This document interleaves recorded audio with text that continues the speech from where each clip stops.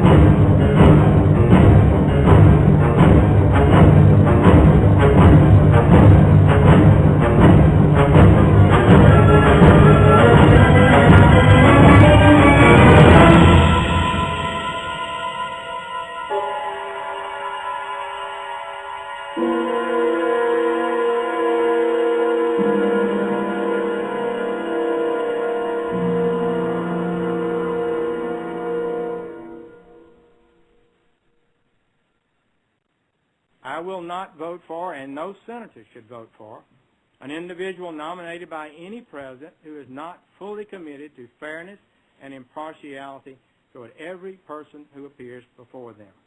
In my view, such a philosophy is disqualifying. When President Obama appointed Sonia Sotomayor to be the Supreme Court Justice, her qualifications quickly got lost. Everything was focused on her race and her gender.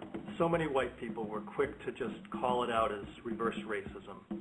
But that whole notion of reverse racism is really problematic, and here's why. First of all, it assumes that people of color are just underqualified and assumes that white people are entitled. Second, it also assumes that we don't have systemic racism, where we have a system that's full of inequalities. Just look at the facts. If you look at anything from infant mortality rates to life expectancy rates and everything in between, it's also racially skewed. That is systemic racism. Racism between individuals is really prejudice, and prejudice can go any direction. It can go forward, sideways, and especially backwards. But that's different from systemic racism, and the two can't be equated. Affirmative action is really designed to make the system fair. It's to make up for a lot of the inherent inequities that are built into the system. Affirmative action is not reverse racism. In fact, it's remedying racism. So the bottom line is that the whole concept of reverse racism is really a way of just taking away attention from the big white elephant in the room, which is systemic racism. Context of white supremacy, Gus T Renegade, and Justice in for another program to share constructive information on racism, white supremacy, what it is, and how it works. Thank you all for tuning in to the broadcast. I hope that you are receiving constructive information every time you tune in. I hope it's information that is useful, clears up confusion, perhaps gives you some books to read. Definitely a supporter of reading, and gives you some, things to think about in terms of what you want to do, how you want to go about replacing the system of racism immediately. Again, we're fundraising for the duration of January 2011, and since we are requesting that folks invest to help us continue the effort, we will be broadcasting every day for the month. So we'll be back tomorrow. Evening show will be back tomorrow, which will be Saturday, January the 22nd, 9 p.m. Eastern showtime, 9 p.m. Eastern, 8 p.m. Central, and 6 p.m. Pacific. Really looking forward to tomorrow's broadcast with Brother Polite. In addition, if you could please support the program, even if you cannot invest or if you don't want to pick up a book from the wish list, please share links to the program, put it on your Facebook page, you can tweet it, all that good stuff, names, put it on your social network. If you have a web page or a blog, you can, they have a widget where you can put the player for the show up. They have so many options. You can put an individual player if it's a specific episode. If you really liked when Tim Wise was here, you can put a player for that specific program or any of the other folks who have been guests on the program. They have one that will play the most recent program. They have a lot of different options. So you can post the player. All that helps. It helps to get the word out. If you think what we're doing here at the Cows is constructive.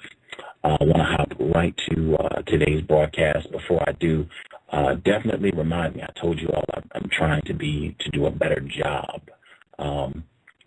around checking the news and making sure that I'm ready to roll with regards to what's happening in the news. And there was a news report about American Idol. We had just been talking about Top Model and all these different sorts of television programs. And American Idol, they had Steven Tyler. He was making some comments, sexual comments about a 16-year-old on the program.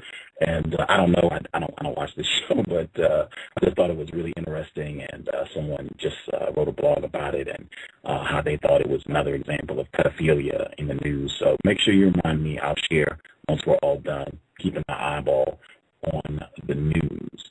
With that said, we'll move to our guest for today's program. He is the director of the Midwest office of the Applied Research Center and program director of the Racial Justice Leadership Action Network. He coordinated the National Erase Initiative, Expose Racism, and Advance School Excellence, and has authored several reports on race and equity issues. In addition to being white, Mr. Keller has adopted a black male child. He wrote a really interesting article about, his transracial adoption experience. It is linked in the description for this program. Actually, the picture for this program is linked. You can click the picture and it'll take you right to the article. The title of the article is White Dad, Black Son, and Raising Kids in a Colorblind World. Really interesting essay, and looking forward to discussing the article and exchanging views on racism. I will double check to see if our guest is with us, but our guest for the program, Mr. Terry Kelleher, and I'm not sure which line he would be on. Nobody has a hand up, so I'm kind of confused. If maybe he's not on the line, could be just listeners. Let's see. I guess if you're on the line, Mr. Kelleher, if you could press 1, that would be great. Then I would know which line you're on so I can get you on the program. I think we have him right there. Mr. Kelleher? Yes. Okay, outstanding. Thank you so much for sharing some of your time with us. Glad to have you on the line, sir. Thank you. I'm glad to be here for the conversation. Outstanding.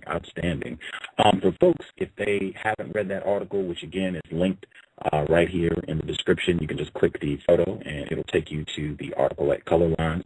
If you could give them a little bit of information about what you do at Color Lines, and just whatever you think would be helpful to understand for this program. Sure. So I work with the parent organization of Color Lines, which is the Applied Research Center, and we're a national racial justice think tank, and we do a lot of work around journalism, policy issues, research, and leadership development. Basically, we try and inform people about issues of race, politics, and culture, and we also try to equip people with the skills and the capacity to challenge racism and to advance racial equity. And our publication is called colorlines.com. It's an online news site. It features daily news about race, politics, and culture, and it features a lot of different writers and perspectives that often aren't carried in the mainstream press. So it's a great source for getting good information about race issues and some good analysis from some unique perspectives. And my role at the Applied Research Center is I'm a racial justice educator and program director. I work with organizations around the country that are trying to address systemic racism and help them develop the analysis, the skills, the strategies to actually move towards some proactive action to address racial equity. Wow. And that was, you said the organization is a national racial justice think tank. That's right. And that organization, again, the Applied Research Center. Wow. Very interesting. We're going to get, I guess, more into that as we roll in the program. Before we get started, for folks, hopefully they're listening here at Ball Talk, so they've seen the photo, but in case they haven't, you are a white man. Is that accurate? That's right. Okay. You also, in your article, you also classify yourself as gay. Is that accurate? Yep. Okay. This program, Context of White Supremacy, I have unfortunately concluded that we are in a global system of racism, white supremacy. I use those two terms interchangeably, racism and white supremacy. I use the exact same definition for both terms. That definition is as follows: a global system of people who classify themselves as white and are dedicated to abusing and or subjugating everyone in the known universe whom they classify as not white. Do you believe that such a system exists, and do you think that definition is accurate? I believe that there's a global system of racial inequality. I think a lot of the inequality can often occur without intentionality and malice. Some of it is definitely intentional and malicious, but I don't think that a lot of people are necessarily willing accomplices to trying to be abusive or trying to subjugate others. I think that they're often naively complicit through their silence, through their inaction, and sometimes just through their naivete. They don't choose to pay attention to issues of race, particularly white people who think that it's not their problem, so they don't learn anything about it, and they don't take responsibility for the inequalities. So basically, I agree with the definition of the system of global inequality based on race, but I think I would disagree that it's all intentional or malicious or consciously abusive.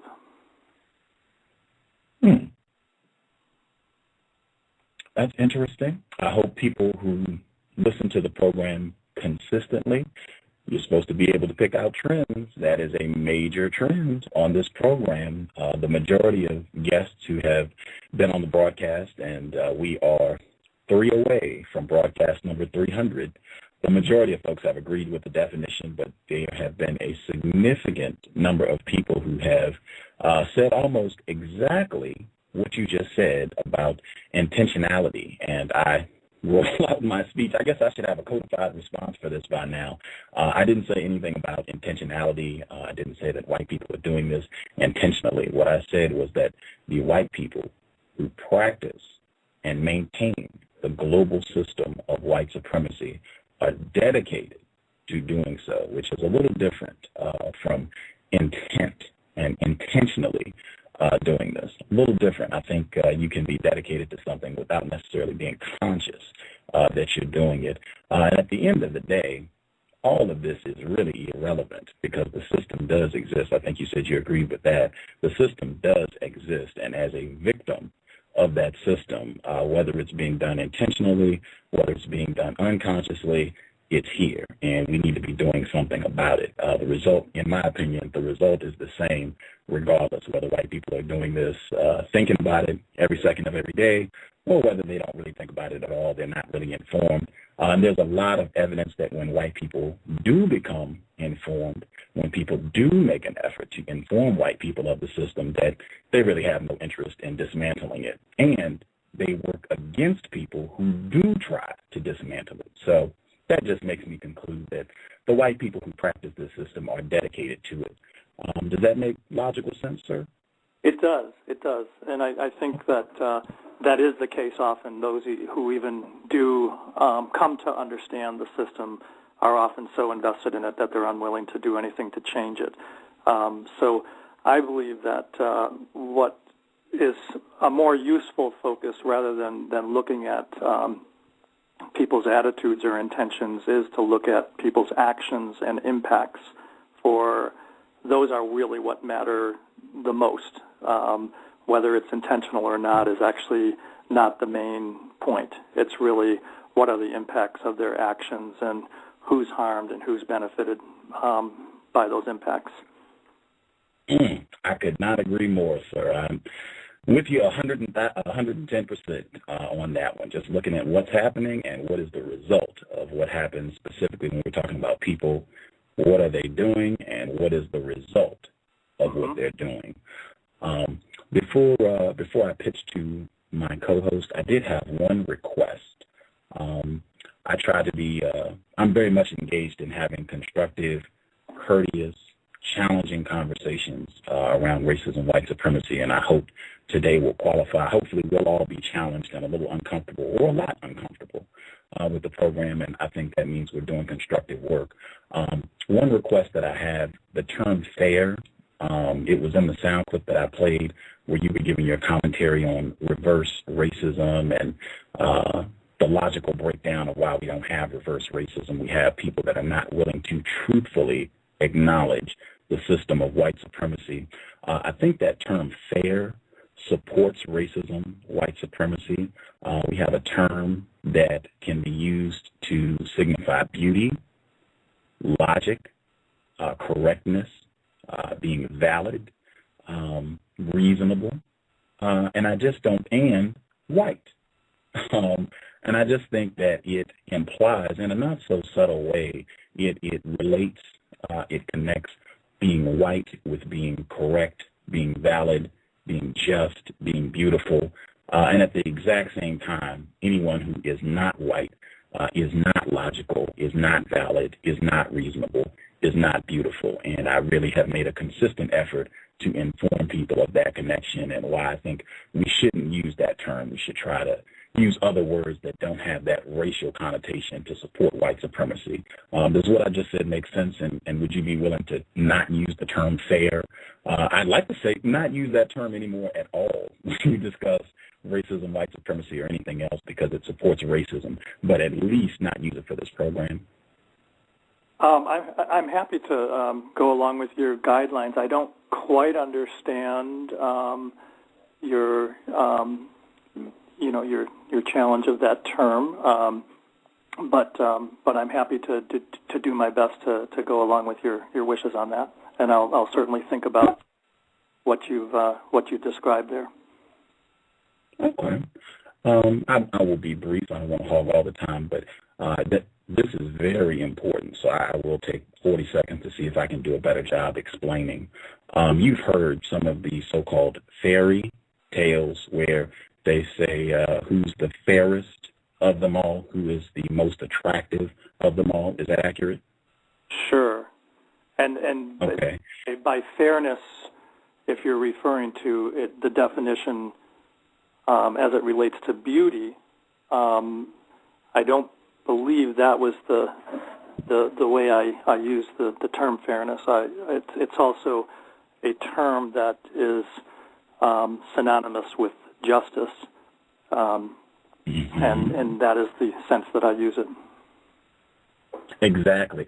What I'm saying is the term is synonymous with justice and being white and being beautiful and being reasonable. And I'm saying that when you use that term, even though you say I'm using it for justice, black people are not treated fairly. And you say, they're not treated justly. That's all well and dandy, but I guess I'm saying that subconsciously, consciously, because that term is also associated with being white, when you say black people are not being treated fairly, you really could say that black people are not being treated whitely. They're not being treated as though they are white, and it would still be accurate. That's what I mean about the close and intimate nature of the word fair being related to white and justice and beauty and correctness. Does that make sense? Yes, it does. Okay. Justice, if you have some questions you would like to ask our guest, your line is open. Please go right ahead.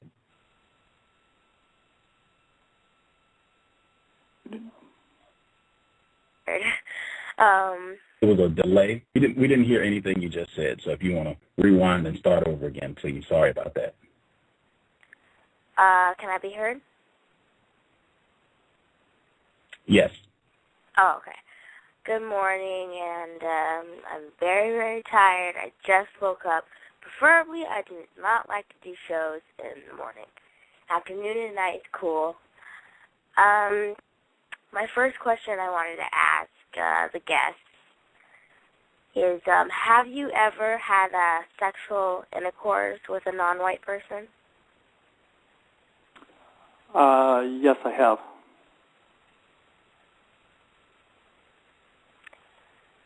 Why are you gay? Why?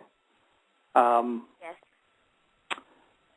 As far as I understand it, I believe I was born this way, and I don't believe I ever had a choice.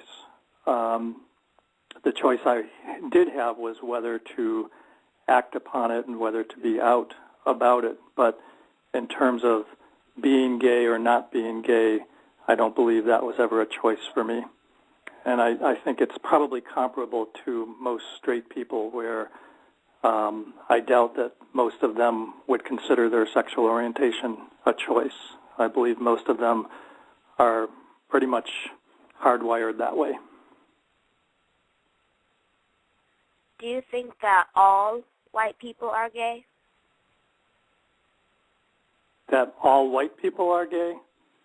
Yes. No, I don't. I think there's a wide range of variation among white people and of people of color. And people are gay, they're straight, they're bisexual, they're transgender, they're intersexual. There's many other variations on people's gender and sexuality. Very interesting. I don't have any more questions. I don't have any more questions at this time. Groovy. Context of white supremacy. Before I hop into the article, very important.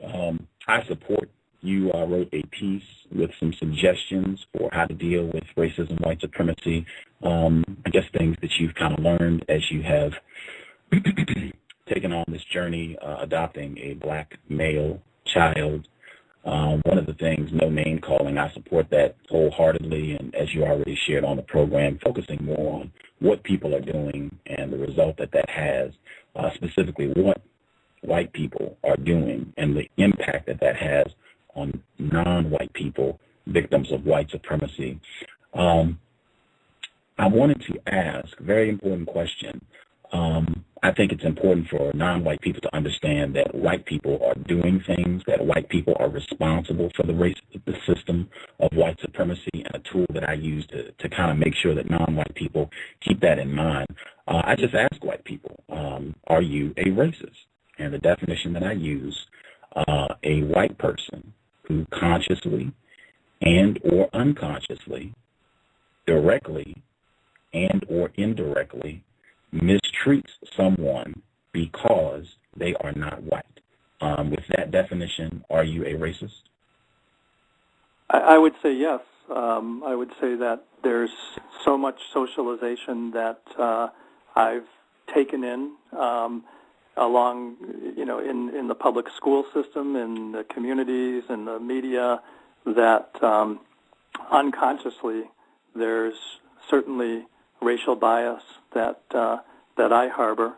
I do my best to try and become conscious of it and to counteract it when I am conscious of it, but I'm sure that there's many instances where I'm completely unconscious or still completely clueless about certain dynamics, and I try and commit myself to learning and to taking action when I am aware. Gus? Yes, ma'am. Can I just ask this one quick question really quick, and then can you go back with your questions? Help yourself. Okay. When you and Gus were speaking about the word fair earlier, you said that it refers to beauty. Do you mean white beauty or just beauty? Are you talking to me or the guest? The guest, because he was the one who used it. I think that the host had used the term beauty, and then I had echoed that term. I think that it's a. I don't think Gus used the term beauty at all. Uh-huh.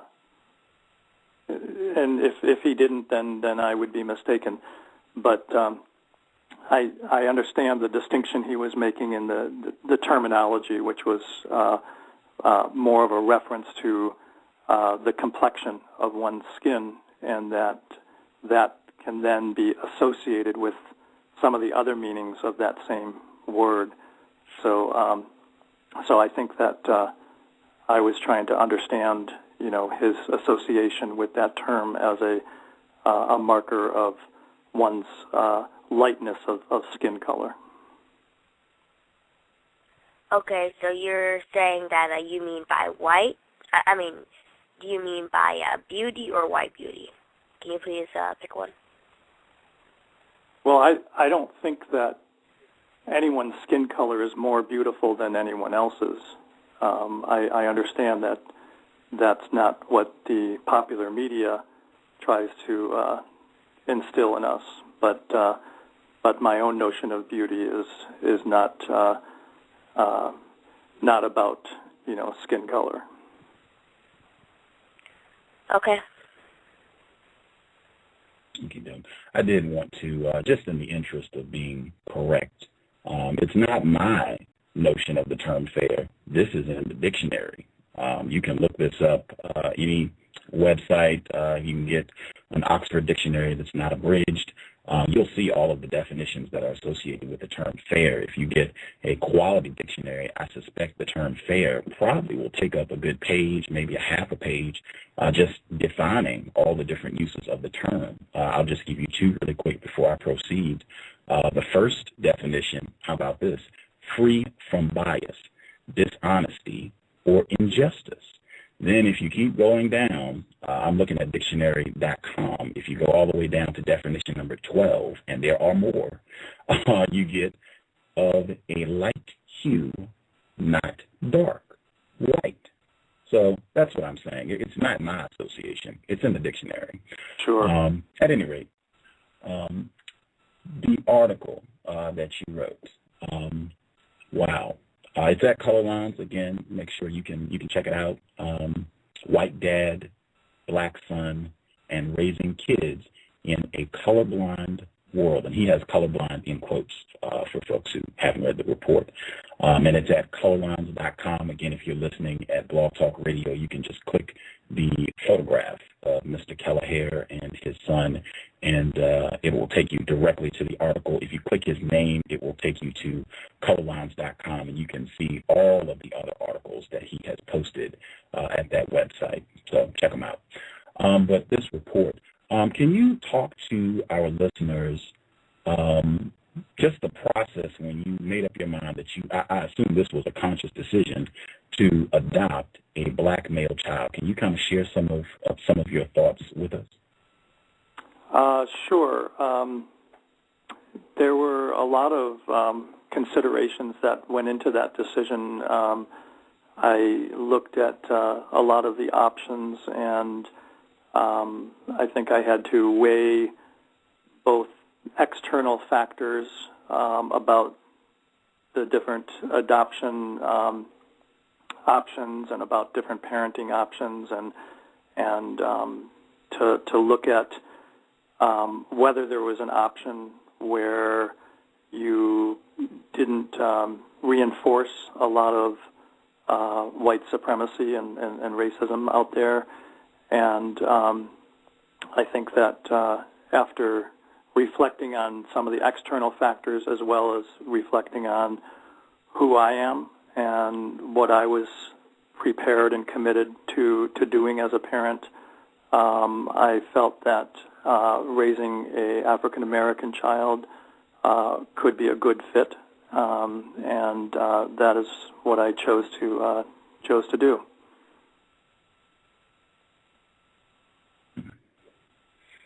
Well, I'm just reading. This is from that article.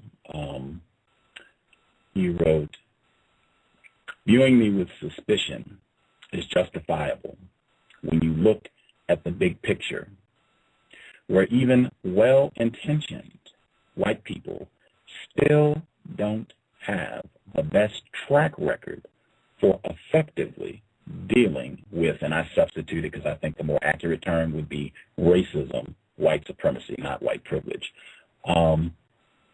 That being the case, I think you would agree logically, I am suspicious of you. You admitted to being a racist. We are in a system of white supremacy. I'm trying to understand how this, an admitted racist white man who is also gay, adopting a black male child, how does that solve problems? How does that work against racism, white supremacy? I think it's a good question, and again, I understand your suspicion and validate that.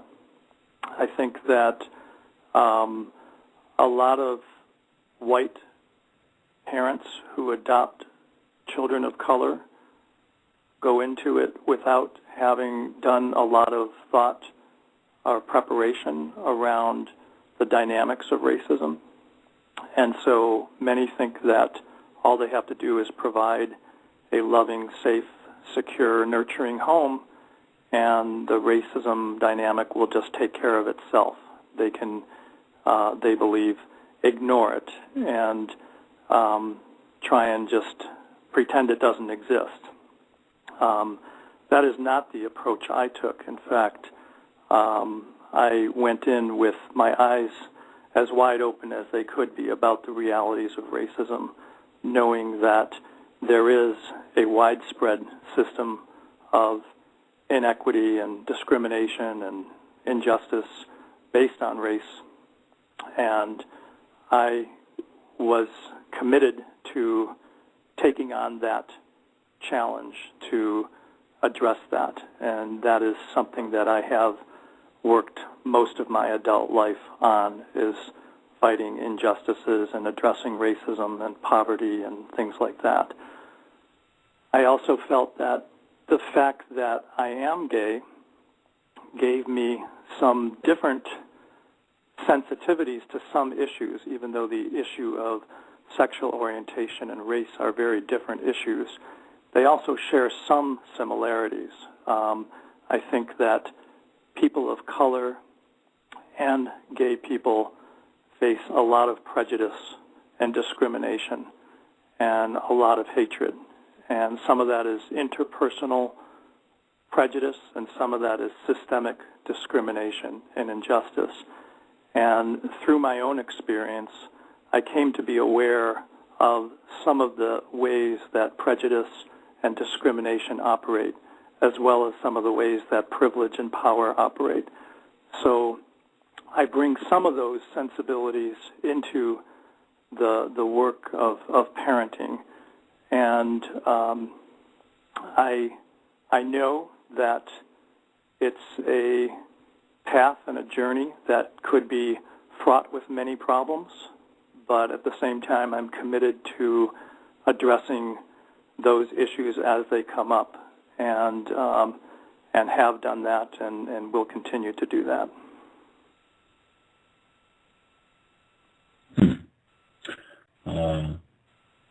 Context of white supremacy.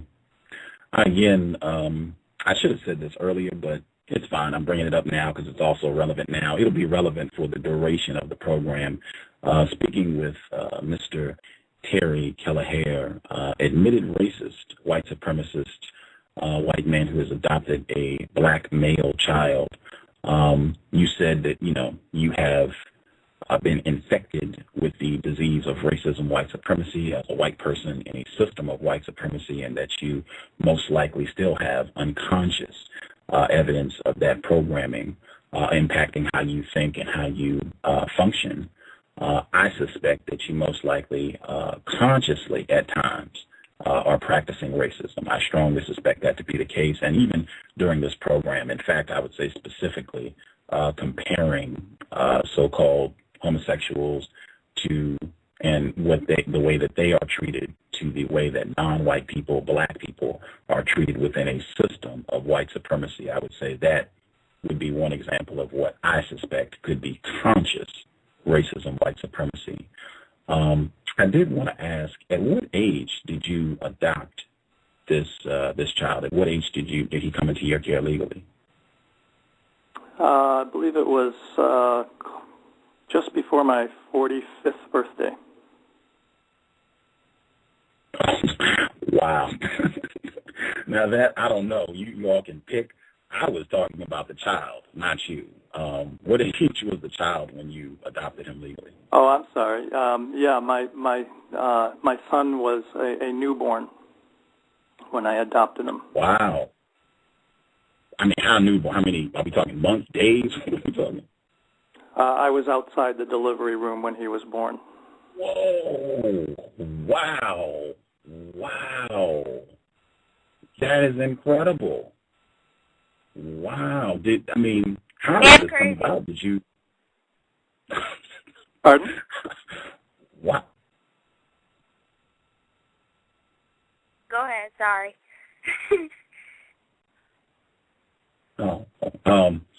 I'm stunned. How long had you known his mother? About 3 months prior to that. I worked with an adoption agency, and I chose to do what's called an open adoption. That is where the adoptive parents or parent can come to know the birth parent or parents. And the way that I chose to do this was that typically with open adoptions, the adoption agency will present a birth mother with options. So when a birth mother voluntarily chooses the option of adoption, they will often find an adoption agency or a service and get in touch with them, let them know about the pregnancy, and then request to work with them on an adoption placement. And what the process is that the adoption agency then shows the birth mother different options for actual families that are interested in adopting her child, or in the case of sometimes the father is involved, sometimes not. So it may be the profile might be presented to two of the birth parents. Sometimes it's just a single mother, as in the case with my child. And in that case, the birth mother reviewed different profiles, and she selected my profile, and the adoption agency then introduced us at a meeting at the adoption agency where we got to know each other, and then we could decide from there whether we wanted to proceed with the adoption plan. And when we met, we hit it off very well, struck up a really good and close relationship, or at least a friendship, and she decided to move forward with having me be the adoptive parent. I also chose a local adoption. I wanted the possibility of the child to have contact with the parent. I wasn't too keen on like transnational adoptions or adoptions that occur over large distances, because then the child and sometimes the birth parents don't have as much likelihood for contact if that's what they choose to want to have. And I was very much interested in a situation where both the birth parents and the child could have the option for contact. And that is exactly the way it has unfolded. We have a good relationship with the birth mother, and we see her whenever she wants to get together and when we're able to see her.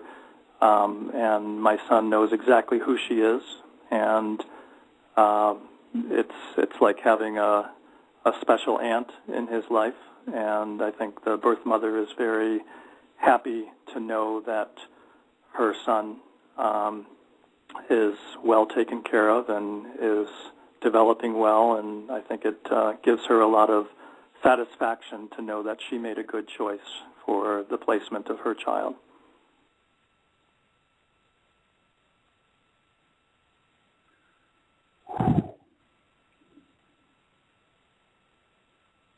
Double whammy. I'm just trying to process all this. Wow, I feel like a ton of bricks fell on me. Like, wow, okay.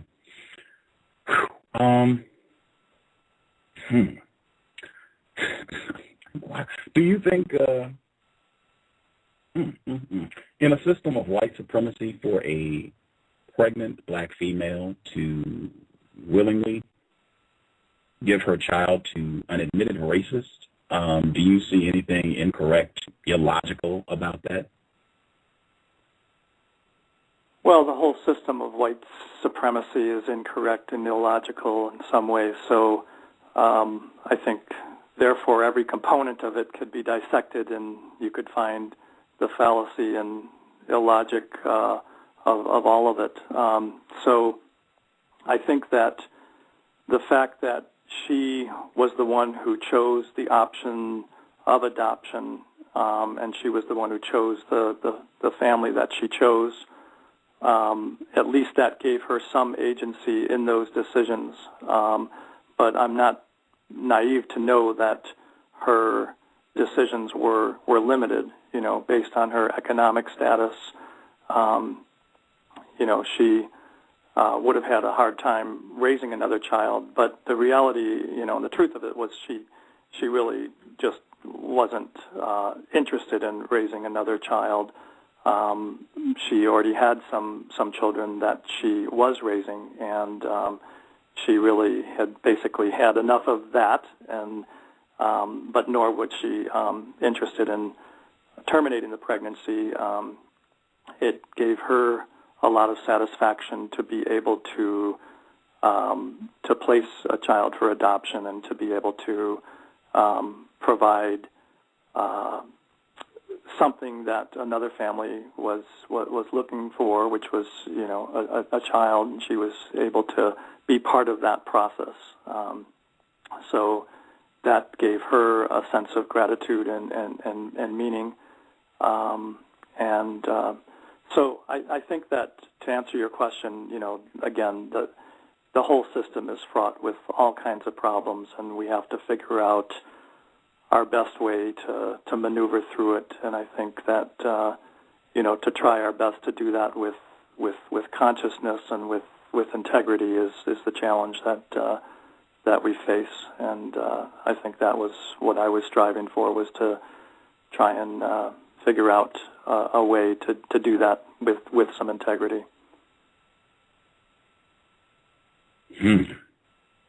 from an admitted racist in a system dominated by white supremacy? I don't believe you answered the question. If you did, I might have just missed it. The question: do you think a black female voluntarily giving her child to an admitted racist, do you think that is illogical? Do you think that there's something incorrect about that? Well, the way I answered the question was to say that I think that you could dissect just about any interaction in our society and say that I heard that there's something. I heard that it was just I would appreciate that when like you apply it to this so situation, there is again much you could find that you could criticize. Definitely, yes, but at the same time, there is also many positive things as well. So I think that... Like what? Could you give us an example of some of the positives of an admitted racist adopting a black child? Okay. Yeah, I think the birth mother is very satisfied with the option she chose. I think my son is developing very well and has a pretty good life. So I think from that perspective, I think that there's a lot that has worked well about this arrangement. But again, I think that there's a lot you can still critique about it, and that's okay to be critical if that's what you want to do. I have critiques myself of the whole systems and arrangements, and so I still think that those are some of the waters that we swim in. For example, I have a lot of critiques about our public school systems and the curriculum and the tracking that goes on, the ability grouping that goes on, and the discipline that goes on, and everything like that. At the same time, that is the institution that we have to deal with a lot of times, unless you can afford private education or choose to go that route. But there's all kinds of critiques about the public school system. Yet I still send my son to the public school system, and while he's in the public school system, I do what I can to see if I can, try and make things more fair, or to try and advocate for... Oh, you used the word fair. Oh, you got me. Thank you for pointing that out. Sorry about that. Oh, please continue. Just that word fair, we got to be, on our game about that. Yep. So I'll continue to try and not use it, but that's a new thing for me. Wow. I anticipated that. I could have been pretty boastful in saying I anticipated you were going to have some trouble with that, because you use that term a lot. And that term sticks out to me. If you all want to know some of the things that Gus pays attention to, use of that word fair, alarms, all kinds of alarms go off, particularly if the person uses it a lot. Like if it's a white person and they consistently are saying fair, be on your game around those folks. And I also wanted to point out, just paying attention to words, you said you did an open adoption with his mother. You were there when he was born, your child, your adopted black male son. And you said it's like he's still able to have contact with his biological mother, and that it's like having a nice aunt. And I just thought that was, wow, incredible, particularly in the context of white supremacy. I know, at least according to my own research, for many years, white people would not reference black people with an official title. They wouldn't give them the respect of saying sir or ma'am. They wouldn't give them those titles that was reserved for white people, racists, white supremacists. And one of the other ways they would address black people in addition to boy and girl would be uncle and aunt. And I just thought that was interesting. Wow. Dorothy Roberts, remember she was here for past listeners, killing the black body in the attack on black motherhood. Not a mom, an aunt. I just thought that was very interesting. Wow, just very interesting. Very interesting program all the way. Again, our guest, Mr. Terry Kelleher, and I hope we are true to our word, challenging, courteous, constructive dialogue with a high level of suspicion, even with your own logic, a high level of suspicion. You said from your perspective that your son, he's developing well and he has a good life. This situation, obviously there are aspects of it that are not logical, not correct.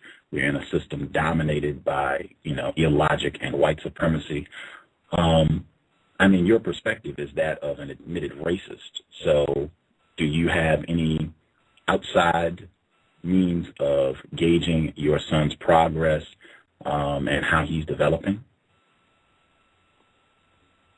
Well, I live in a very multiracial neighborhood. We go to a multiracial school.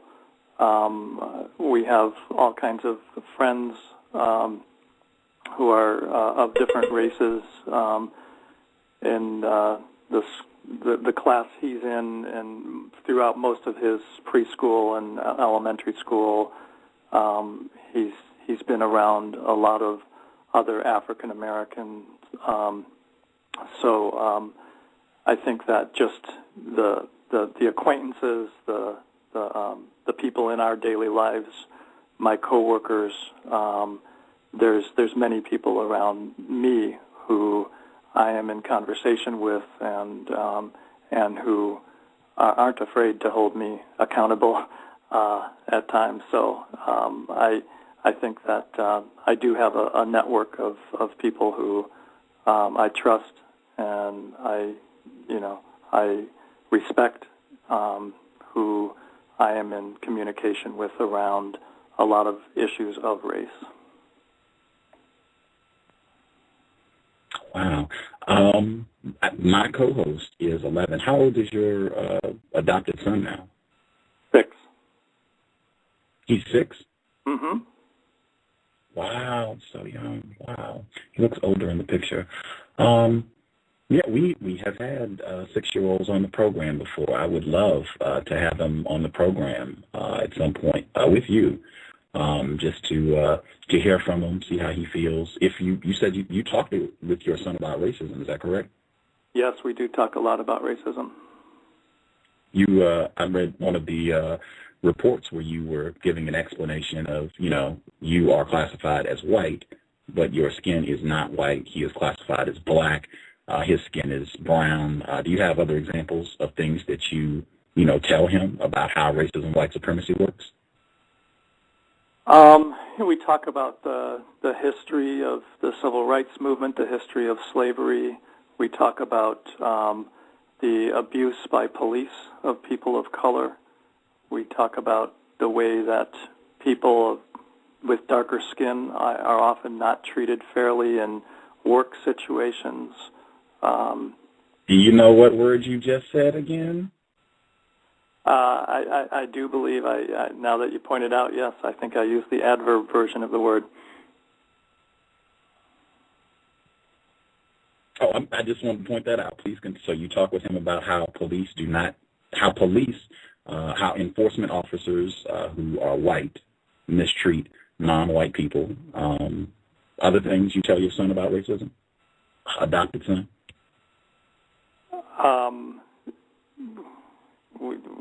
Just in our normal course of events, we will talk about different, different things as they come up. I try and normalize the whole conversation of racism, just as we talk about nature and we talk about, other kinds of things in this world. I think that is part of the reality that I have a responsibility to help him be able to interpret and navigate. So so we make that part of our regular conversation. Does he know you're a racist?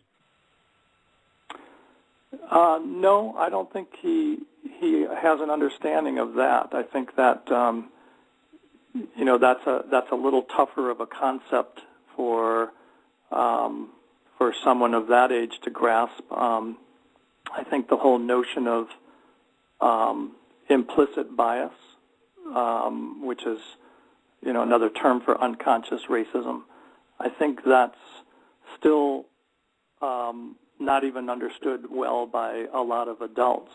And I think only recently, where there's a lot of new evidence-based research that's going on around the whole dynamic of implicit bias, is that becoming more understood. And what's interesting and insidious about that whole dynamic of implicit bias is that because people of all races are being raised in a very racist society, that even people of color can have bias. It's not the same as the kind of racial bias that white people might have. But if you look at, for example, the Harvard University has this whole project called Project Implicit. It's a website where people can actually go to that website, and you're presented with a series of images to which you have to respond by pushing different keys on your keyboard. And millions of people around the world have taken this implicit bias test, and they can actually give you a score, like whether you're biased or not. And what's interesting is that while it's predictable that a lot of white people would have implicit bias, it also shows that people of color can have implicit bias as well about people of their own race and sometimes people of other races. And that's where you get the dynamic of sometimes even a black cop might treat a person of color with more force or less respect than they might a white person. Or a teacher, it could be a teacher of color, could teach or could discipline a student of color more harshly than a white student because of some of the same forces of prejudice and racism and white supremacy that they have also been socialized in this society to internalize some of that. So I don't expect my son to understand that yet. I think that different conversations, I have to figure out what's developmentally appropriate, what I think he's capable of understanding at each point of his development, just as I do any other thing. Conversations about all kinds of things need to be developmentally appropriate. So, but I do try and err on the side of trying to not wait till it's too late to actually introduce information a little before I think he's ready for it, just to start normalizing his awareness of that. So many things, I do talk to him at a fairly early age, and I think that surprises. Oh, man, that's third time. Thank you. Mm-hmm. Mm-hmm. I realize there's another meaning there, other than the ones we've just talked about. It's in the usage I just used it's a different meaning than the it's more of a relative kind of meaning. So that's certainly a challenge with this word because there are multiple meanings. As I said, if you go to dictionary.com, you'll get past 16 definitions. I'm sure if you get a really expensive version, it can get super high. Always get past 25. I said if you get an unabridged Oxford English Dictionary and look up FAIR, fair, I suspect you'll get a page or two of definitions. The main tool of the racists, white supremacists, is words, deceptive use of words to confuse and harm their victims. This big tool right here, that word, pay attention to that word fair. Very dangerous, make sure you don't miss that fair, of a light hue, not dark, white, as in fair skin. Don't miss that one. I wanted to, with your adopted black child, all of what you just said, I feel like could be you consciously practicing racism, white supremacy. As I said, we've had 6-year-olds on the program, 7-year-olds on the program. My co-host Justice, she started out here at 10. I don't think you need to get into implicit bias and all that for individuals of any age to understand what racism, white supremacy is and how it works. As I said, we've had non-white children on the program repeatedly who are your adopted son's age, and they clearly understand. System dominated by white people, set up to benefit them at all times, harm non-white people, especially black people. Got it. Be on the lookout for that happening, anywhere you go on the planet, all areas of activity, whether you're at the grocery store trying to get a job, you get hurt and you need to get, medical attention, always looking out for people being harmed because they are not white and white people getting the best of everything. It's real simple. And everything around you is going to support that idea that white is great, like the word fair, and non-white, especially dark, is not fair, not cool, all around you. I don't think it's that complicated. And I would love to have an opportunity to have you and your adopted son on the program.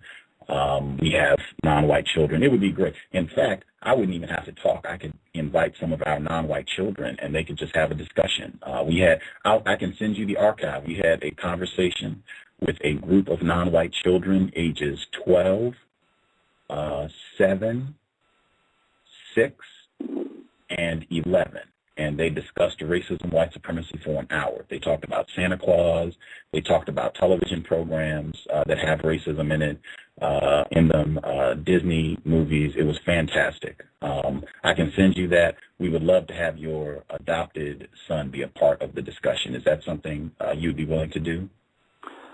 No, I actually don't think he's ready for that conversation, in this kind of forum. So I wouldn't have him do that. I don't know you, and I don't know, I don't know your audience, and it's just not something I would put a 6-year-old in that mix. So no, I wouldn't do that.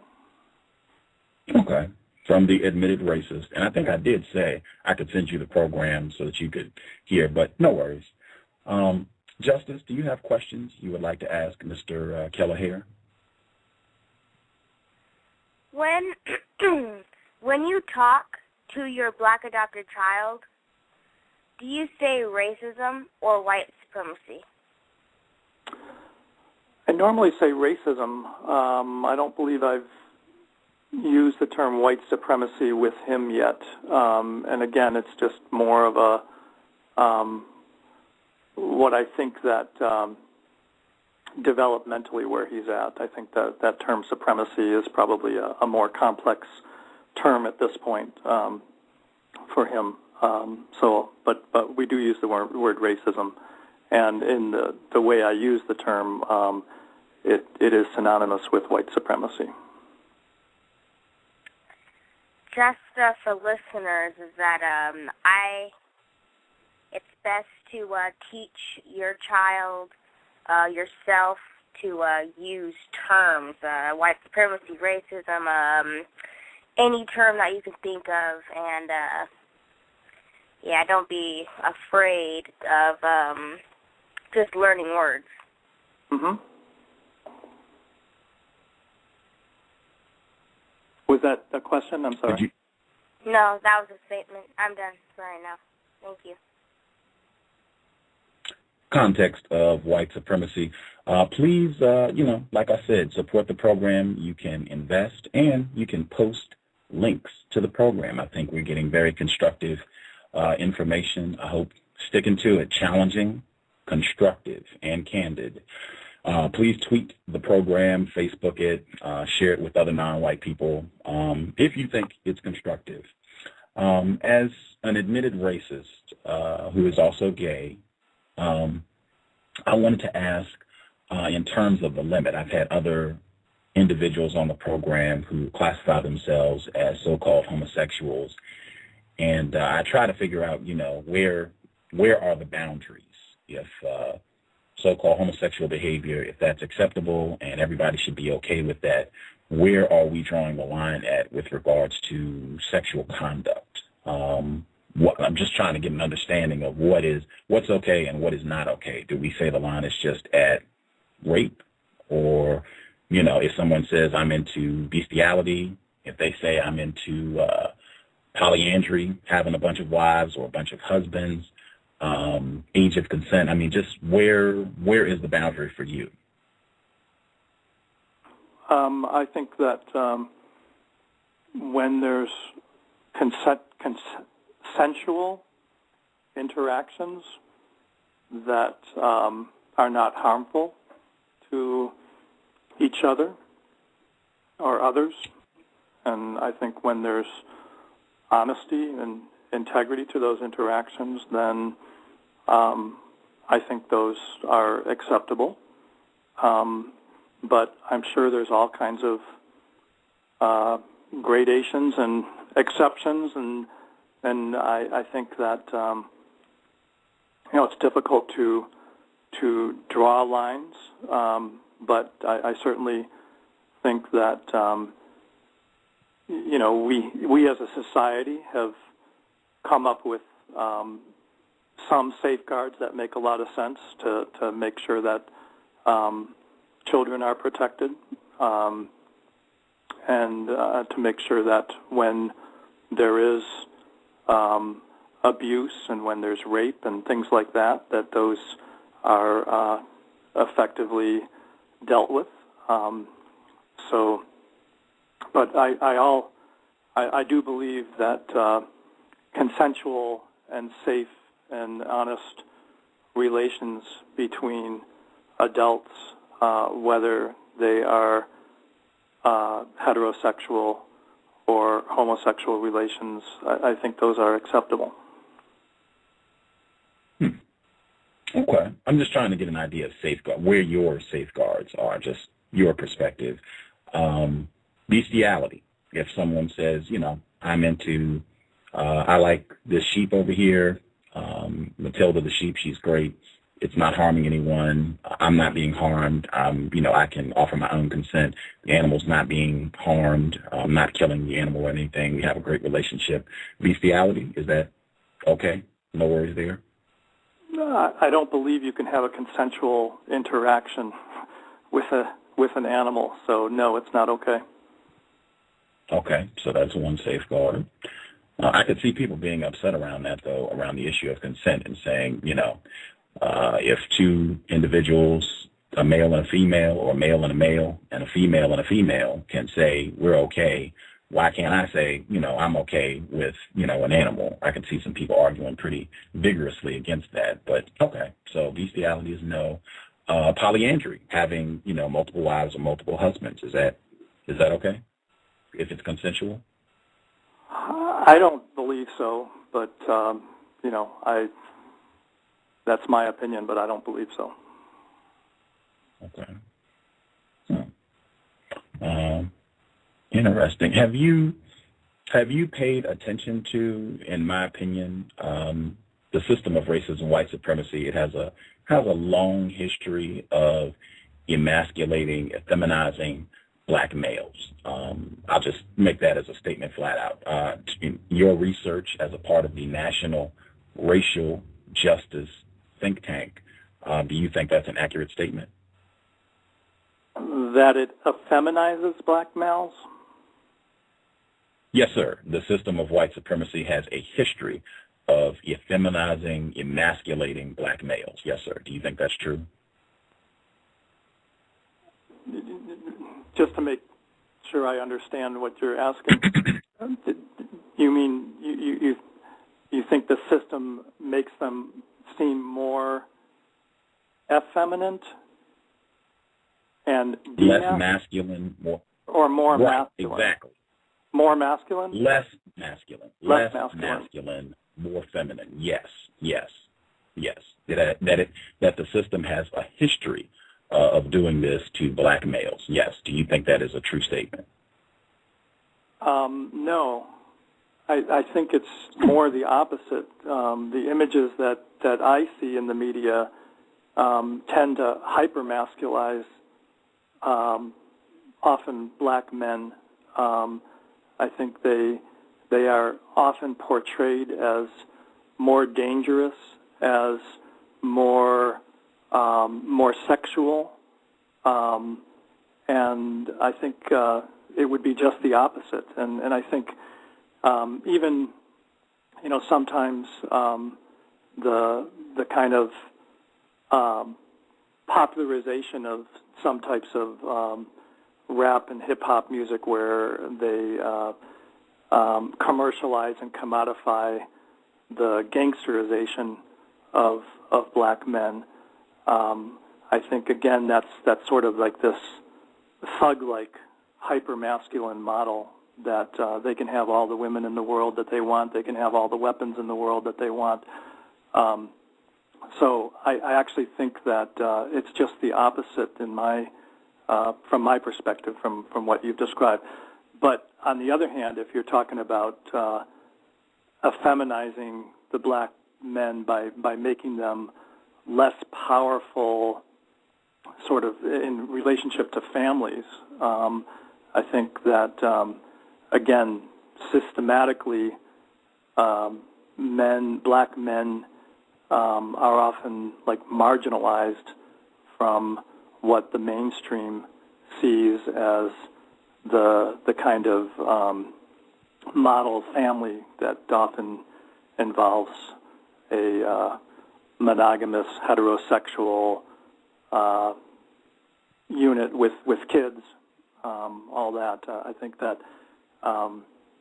there's often a lot of baggage that's put upon black men as if they don't have a productive and constructive role to serve in that family structure. So, that's how I see it. I do see what you're talking about in terms of the beastly, hyper-sexualized black male image. I do see that.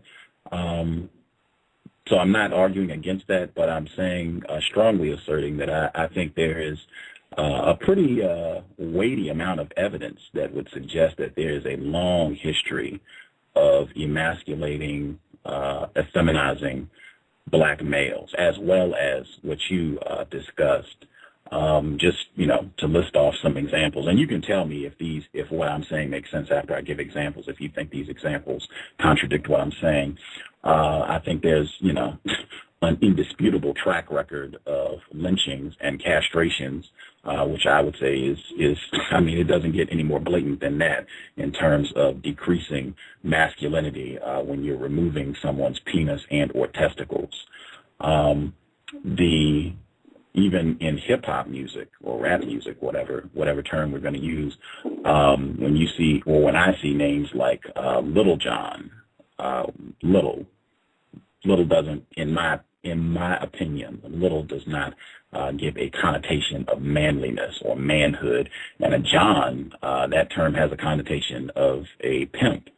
I don't think of that as an example of manhood either. I think of that as someone who degrades females, and I think that is tending towards emasculation, effeminization when there's a lot of degrading females, and I think that's what a lot of so-called hip-hop and rap music has become synonymous for, degrading black females. Some of the other names as well, Too Short, again, small, minimizing the black male figure, television programs, The Sweet Life of Cody Banks. Some of the children made that observation when they were on the program. You have a black male on that program who wears a dress. Long history of that. Flip Wilson back in the 70s, he used to play a character named Geraldine wearing a dress. You have Tyler Perry, $500 Million Enterprise, where he's mostly in a dress, black male in a dress for his films. Martin Lawrence, he has a film coming out next month with two black males in a dress, and that is no coincidence in my opinion. There are authors, Mr. Khalid Patterson, he did a book talking about the trend of having a black male in a dress for a major motion picture every February, Black History Month. And next month, Big Mama's, Martin Lawrence, two black males in a dress. That's for February 2011. My Princess Boy, it's just been going around in the media quite a bit. Young black male in a dress. I just see a lot of examples of this. You even said during the conversation, your adopted child, you got him, directly from his mother, no father figure. I would say the system has been doing this for a long time. Even the welfare and removal of the black father figure in order for black females to get benefits, resources from white people. Has anything that I just listed contradicted my statement that the system has a long track record of effeminizing, emasculating black males? No, I understand what you're saying. I think that there's a lot of fear of powerful black men by white America, and so because of that fear, I think it results in some of the kinds of portrayals and actions that you've just described. Okay. In my view, and again, I just want to read your paragraph. Viewing me with suspicion is justifiable when you look at the big picture, where even well-intentioned white people still don't have the best track record for effectively dealing with racism, white supremacy. Again, I changed the last term from white privilege to racism, white supremacy. In my view, logically speaking, I could see it being a part of the racist, white supremacist strategy for white people to adopt black children, non-white children, to further this process of ensuring we do not have powerful black males. Does that make sense? Not saying that you're doing it, just asking if the logic makes sense. The logic, sure, it makes sense. Okay. And I also think the logic is that my son will be a powerful black male someday. So said the admitted racist. Yep. Justice, do you have some other questions you would like to ask? No, I do not have any at this time. Groovy. The article again, for folks, if you have not read it, you should check it out. It's pretty interesting. If you're listening at Blog Talk Radio, you can just click the photograph of Mr. Kelleher, and it will take you right to it. If you're not, you can go to colorlines.com and just do a site search for Terry Kelleher, and the last name is Kelleher, and it should pop up. You'll get to see all of his articles that he's written that are posted at colorlines.com. I want to hit the phone lines to see if anyone has questions. Please press 1 because there are a lot of people on the line. So, if you have a question, just press 1 and I will get to you.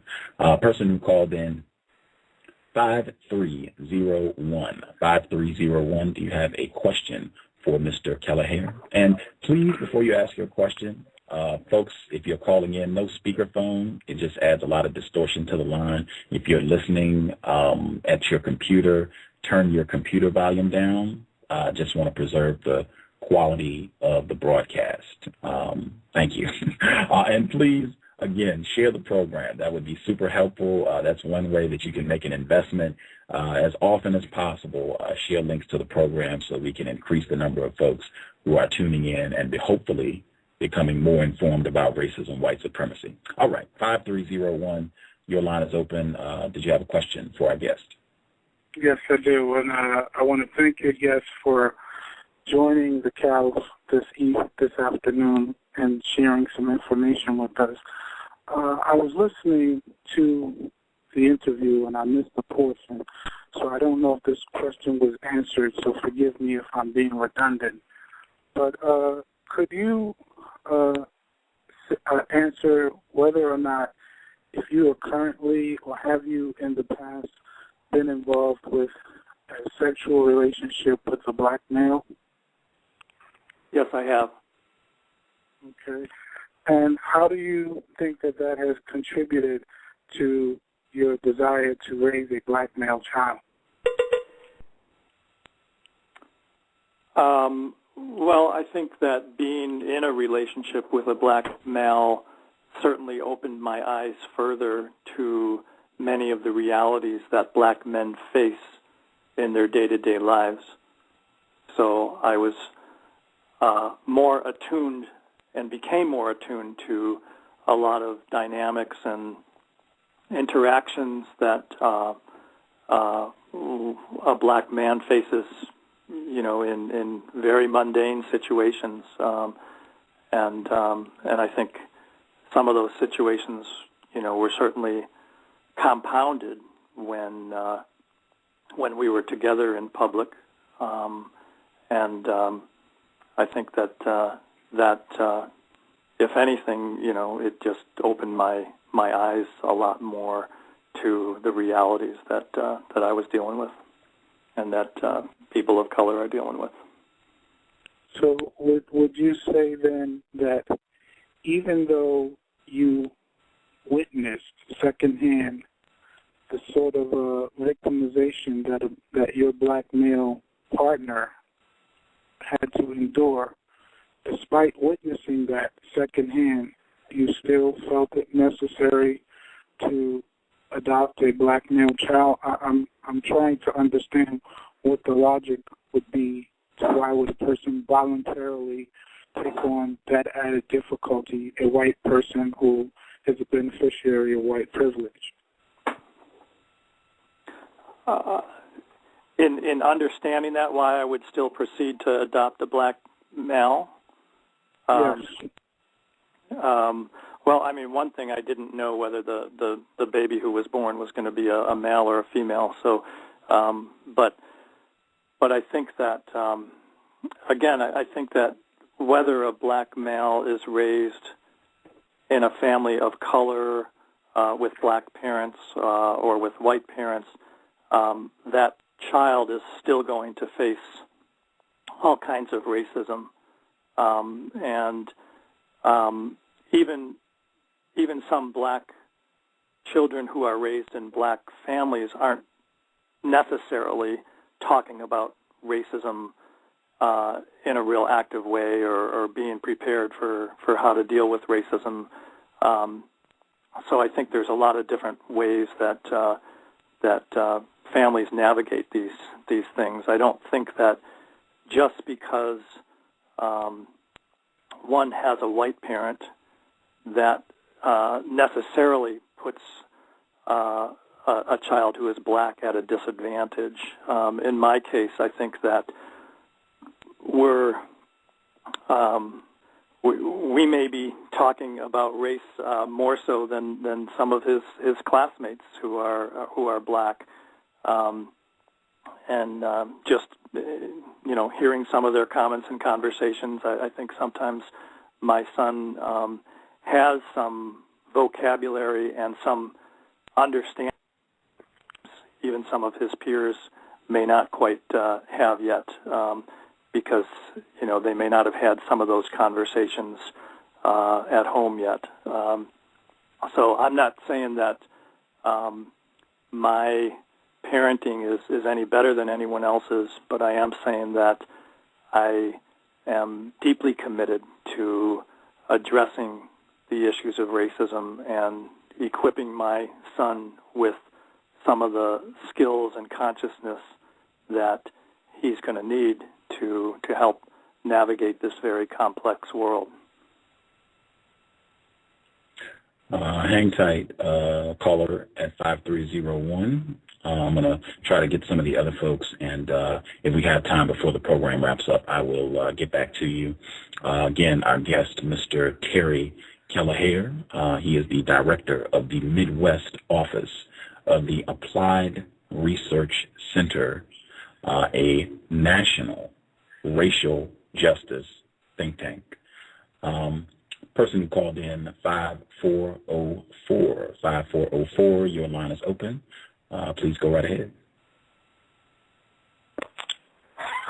Hello. I wanted to ask the Mr. Delahaye if was there a financial process involved in the adoption, and if so, did the mother of the child benefit in any kind of way from that? There is a financial process to it, and no, the mother did not benefit in any way from that.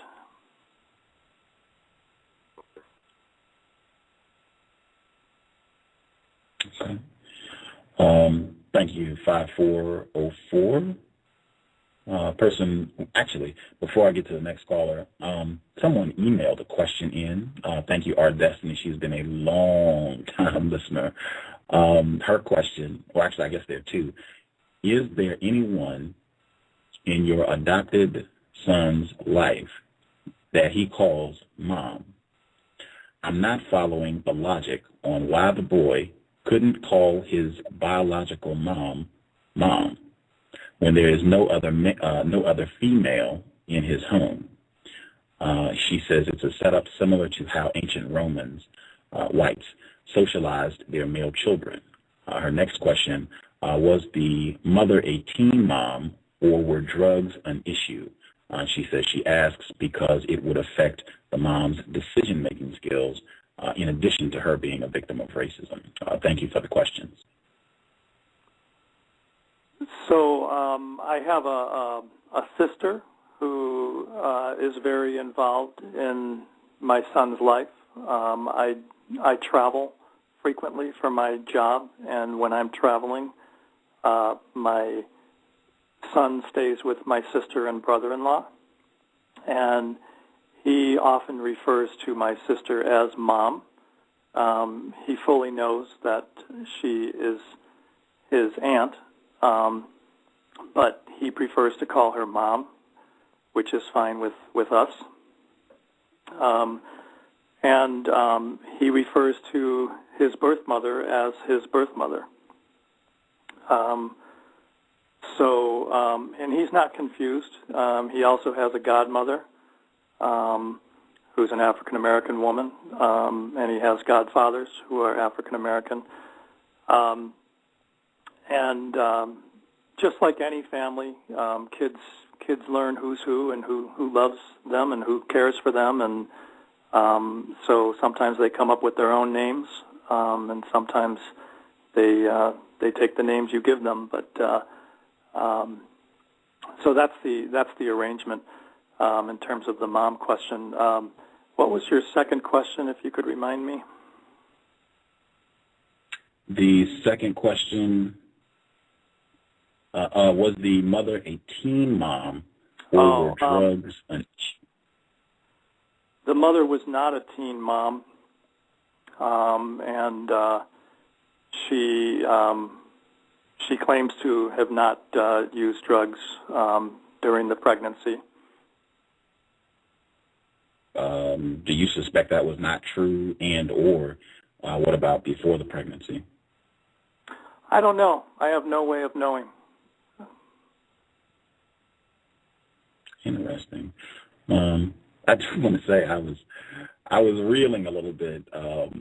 You said he calls your sister mom. Is that accurate, because he stays with her frequently when you travel? Yep. Okay. I was just, man, you referenced the biological mom as his nice aunt earlier in the program, and he calls his dad's sister, who would be his aunt, mom. Even though you said he does reference his biological mom as, his biological mother. I was just, it was confusing me. Well, I said he thinks of her as sort of an aunt-like figure. I didn't say he calls her aunt because he doesn't. Right. He calls her by her first name, which is what she prefers. Okay. I'm just saying you did use that term. You said it's like having a nice aunt. Yes, I did. And I think that's how he thinks of her, as just another like relative in his life. But he knows that she is the one who carried him to birth, and he knows exactly her role in his birth and currently in his life. Person who called in 8162, your line is open. Greetings, everyone. It's a great show. Thanks, Gus. Thanks, guest. Can I be heard? Yes, ma'am. Thanks. I had a couple of questions real quick. First of all, I wanted to tell your guest, Mr. Kelleher, that Gus is excellent with the children, and I encourage you to listen to the show, and also Justice. And I'm sure your son would be, he might enjoy talking to the other non-white children that participate. So listen to the archive show and determine for yourself. My question is, do you have a white family, and do you have a relationship with that family? I do have a white family, mostly white. I have a sister who's married to an African-American man, and their child is biracial, black girl. But most of my siblings and my parents are white. And did you have you encountered any kind of racial attitudes from your white family? And what kinds of things did you do to contradict or correct their attitudes or change their attitudes to keep them from harming your son? Fortunately, we were raised in a family that strongly believes in racial justice.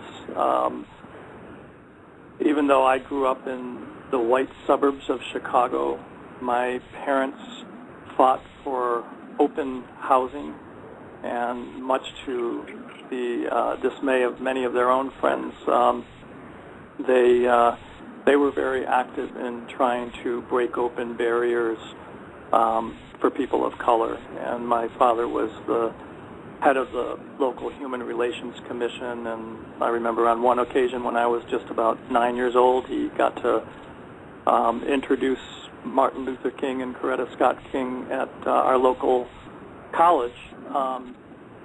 So we grew up in an environment where racism was not tolerated. But again, that doesn't mean that people didn't have a lot of unconscious racism. So I think that when my sister married an African-American man, that also probably broke down a few more barriers in our family, because I think we, in getting to know his family and, just beginning to normalize that dynamic of having people of color around our holiday dinner tables and, things like that. That I think changed things even further for us. Certainly when I brought my black boyfriend home to Thanksgiving dinner, that I'm sure pushed people's minds a little wider open than they may have been.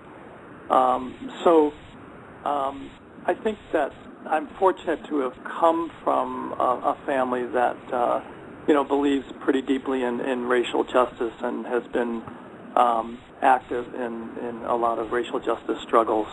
My sister's husband, the one who my son stays with, he's been working, heading up a fair housing organization for more than 40 years, fighting racial discrimination and doing tests of when people try to get housing. Often they do what they sometimes call a sandwich test. They send a white person to look at a house, and then they'll send a black person and then another white person of comparable income and background around the same time, and they'll routinely find that the black person was unable to get shown a property, or it suddenly became unavailable. So a lot of his work has been dedicated to documenting discrimination and suing landlords and all that.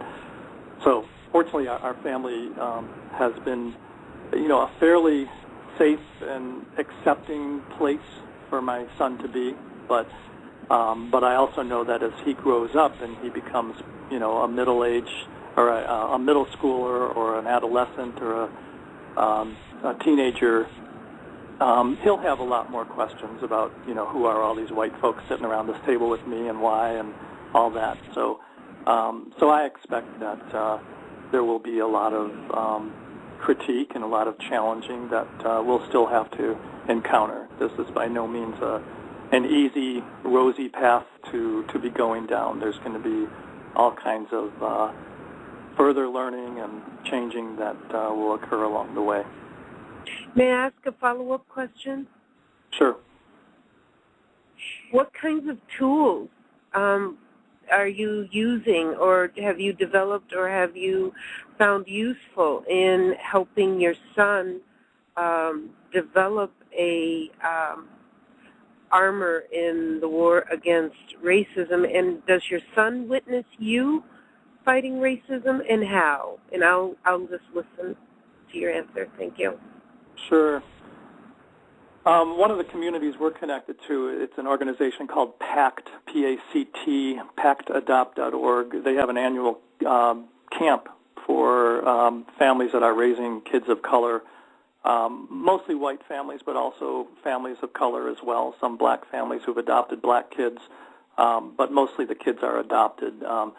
But at that camp we go to in the summer, they very much talk about racism and identity and white supremacy, and they provide the kids with some tools to have conversations with others. For example, when I'm out in public with my son, there often are questions about the nature of our relationship and questions about adoption and things like that. One of the things they worked with the kids last summer with was how to answer those questions, and that they have choices about the ways they answer those questions. They can choose to be educational if they want to educate people about adoption or about race. They can choose to keep whatever they want private if they want to, if they see the question as intrusive or the questioner as intrusive, they have the right to keep whatever information they want private. So part of it is just teaching kids the skills, and a lot of those workshops are taught by adult adoptees of color who have been through the experience of adoption and have been through the experience of racism as both a young person and as adult. So that's an example of the kinds of skills. And then in terms of whether he sees me fighting racism, yes, he comes to school board meetings sometimes with me when I'm challenging our superintendent. He comes to rallies with me when we're protesting things. He sees when I'm writing articles. He's been to some trainings that I do. So he knows that a lot of what my work is about fighting racism.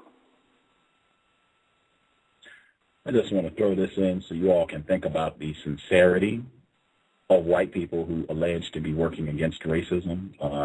Mr. Kelleher said he's taken his son to rallies, adopted son to rallies about racism, I presume, not willing to have his son talk on the telephone to us about racism.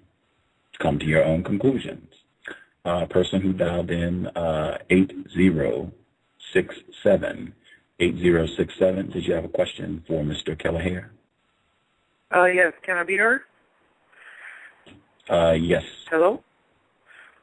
Yes, I wanted, well, part of the issues that I see, especially in our community, is that people of color have big problem holding not just white people, but people accountable across the board. So I had a question for your guest as far as accountability.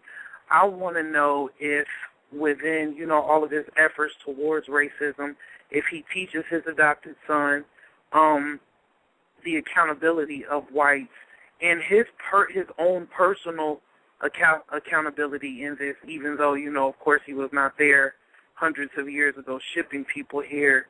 I would like to know if he teaches his personal accountability along with all white people's accountability in this entire struggle.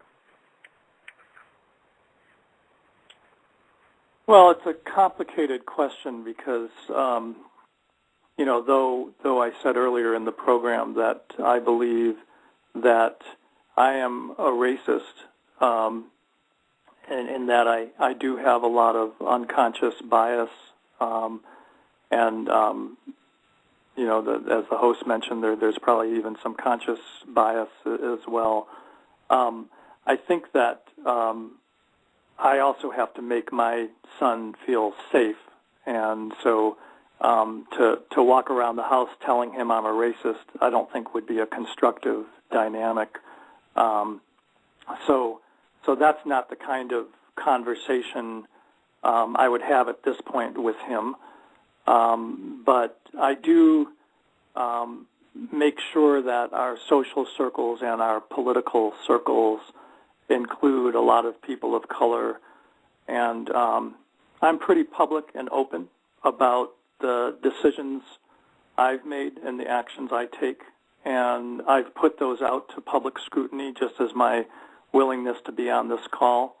And my writing the article that I did and putting that out to thousands and thousands of people who've read it and shared it.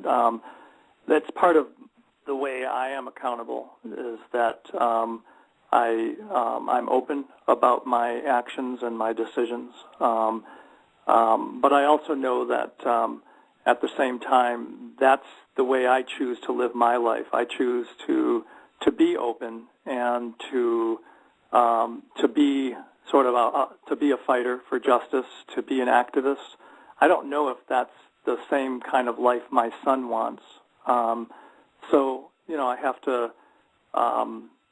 to make sure that I'm sensitive to where he's at with things, and when he wants to go to something, I'll explain what it is, and if he wants to do it, we'll do it, and if he doesn't, we won't do it. But I have to recognize that he's in a different place, and may in the future be in he could be in a totally different place than I am around social justice and racial justice and activism and things like that, or we may be right on the same page, but we'll have to see what that brings in the future.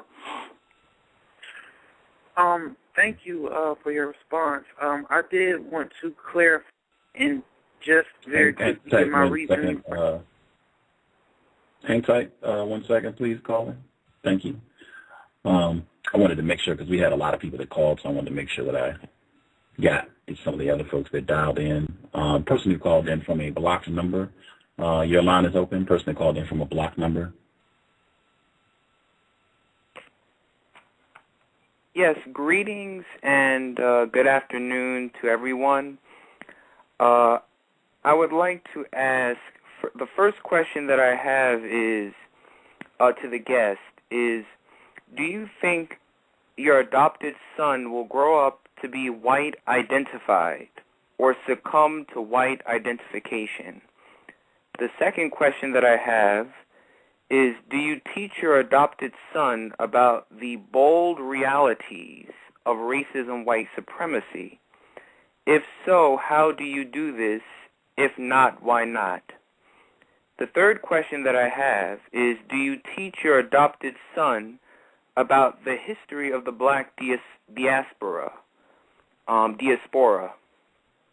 The fourth question that I have is, what examples of human genius have you taught your adopted son about?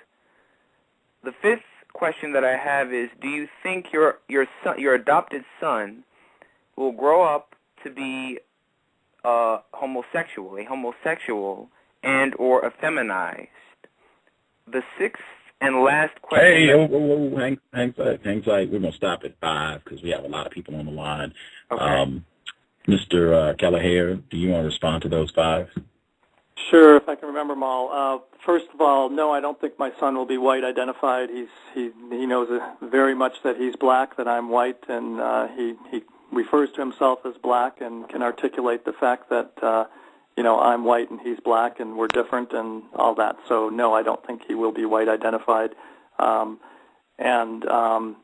do I teach him about the bold realities of white supremacy? Again, I think I answered that question earlier. In our day-to-day lives, when I see unfairness or think that it might be useful to point out unfairness. You said fairness again. Oh, okay. Good job, Justice. Thank you.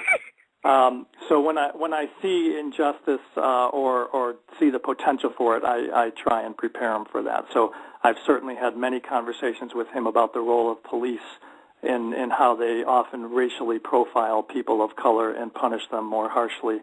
So he knows that he needs to have his guard up around police because they hold all the power and they can certainly do a lot of harm, but they also can protect and do good. But many of them can be very biased, and he needs to be aware of that. As far as the history of the black diaspora, we've talked more about a little about the civil rights movement in the U.S., about the system of slavery. We certainly have conversations around Kwanzaa. I take them to the Malcolm X Kwanzaa celebration, every year, and we have we have conversations about different people, like Ella Baker and Rosa Parks, who were important in the civil rights movement. So he's aware of some of those folks. But I think again, as he gets older, I think history will become more important. But for a 6-year-old, there's things we certainly have a number of books that we've read about black sports players and things like that. But certainly he's doesn't have a big awareness of history yet. And there was, I'm trying to remember your fourth question about have I given him examples of human genius? Yes, like a lot of the books we get from the library are about a number of black, musicians and artists and sports figures, so he can see himself reflected in different people. And when he grows up, you ask, will he be homosexual or effeminate? I doubt it. If you see my son, he's one of the tougher kids around, and he's very good in sports, and he doesn't fit that feminine stereotype, but he doesn't know, nor I know what his sexual orientation will be. We've had conversations about that. He understands sexual orientation. He understands transgender people. He understands race and biracial people. So I think he has a wide awareness of the variation of human beings, and I think that he also knows that even parts of himself he doesn't fully understand or know yet, but those will unfold as we go along. And when I ask him, he thinks he's straight, and who knows? So. But I don't think that he or anyone would characterize him at this point as effeminate.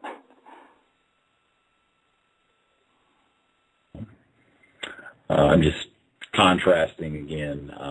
You said your son understands transgender people at age 6, but it might be difficult for him to grasp the concept of white supremacy. That's a person who called in from a blocked number, different person from a blocked number. Did you have a question for Mr. Kelleher, different person from a blocked number? Can I be heard? Yes, ma'am. Greetings to you, Gus, Justice, and to the guest. My question that I have for the guest is this.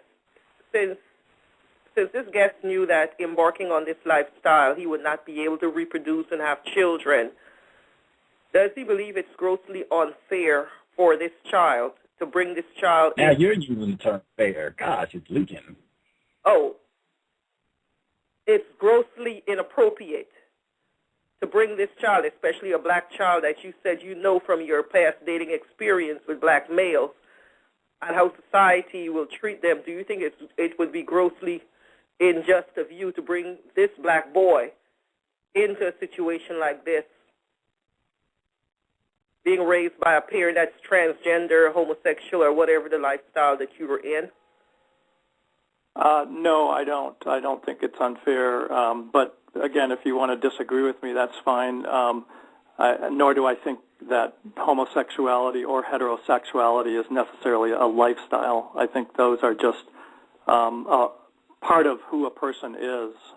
So homosexuals don't have any more of a lifestyle than heterosexuals do.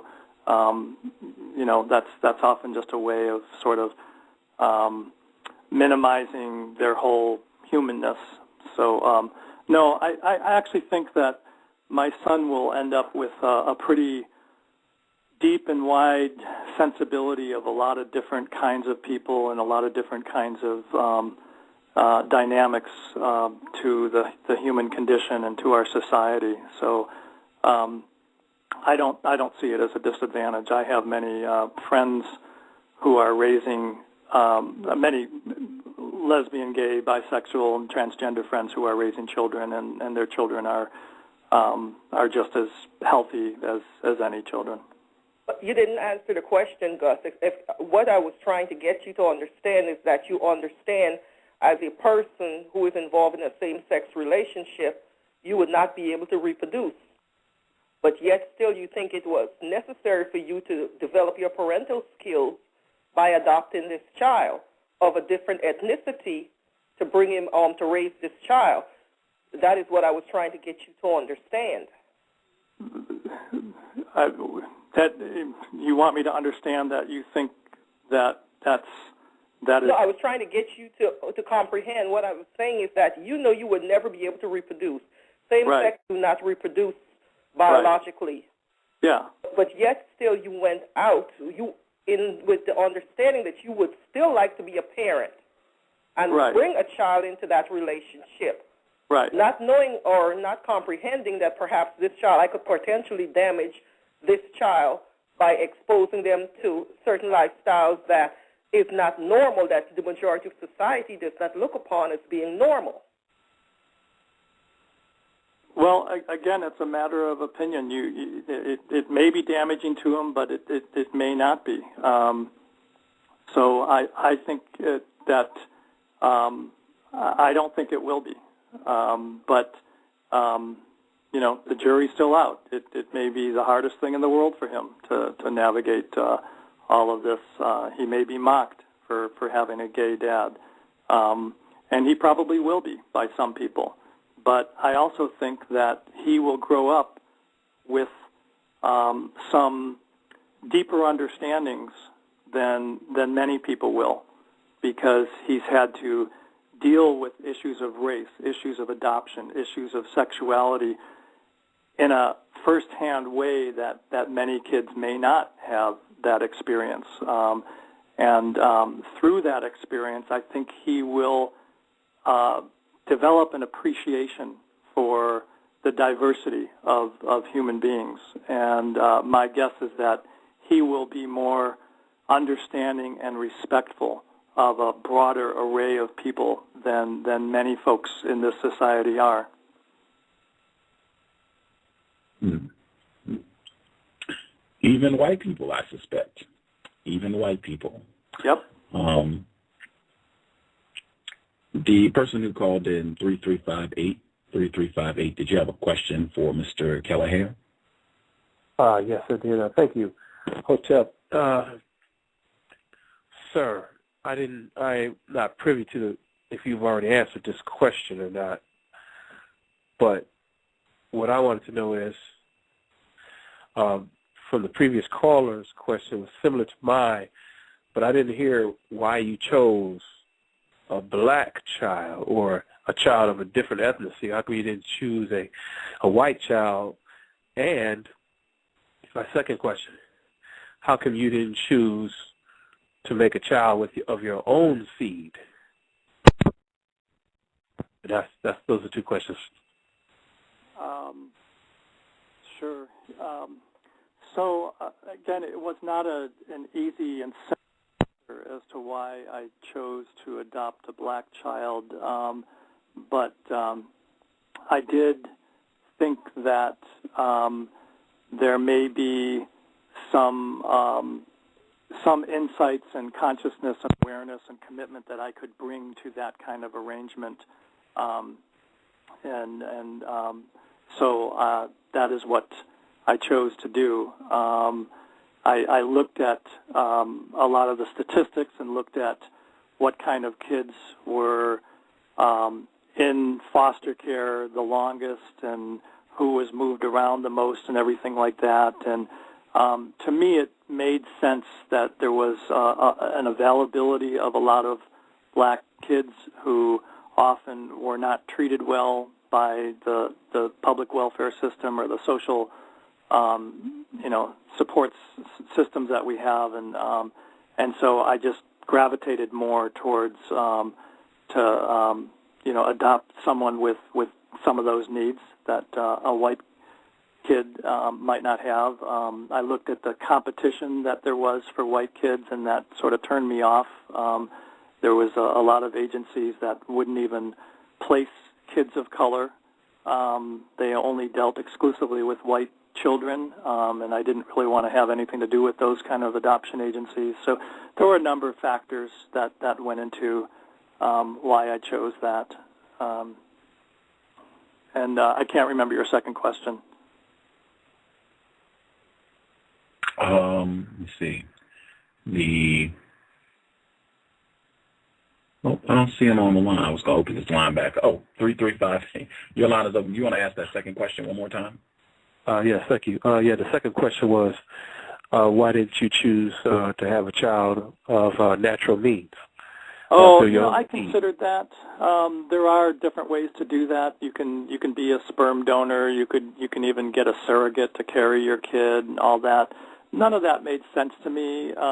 There's already kids who are in need of a family, kids who are either already born or soon to be born, and that didn't make sense to me. I wasn't strongly attached to my own genes, so I was more attracted to the option of adoption, where I felt like there were already kids in need that made sense to have families and permanent families rather than have them have to go through temporary and foster care arrangements.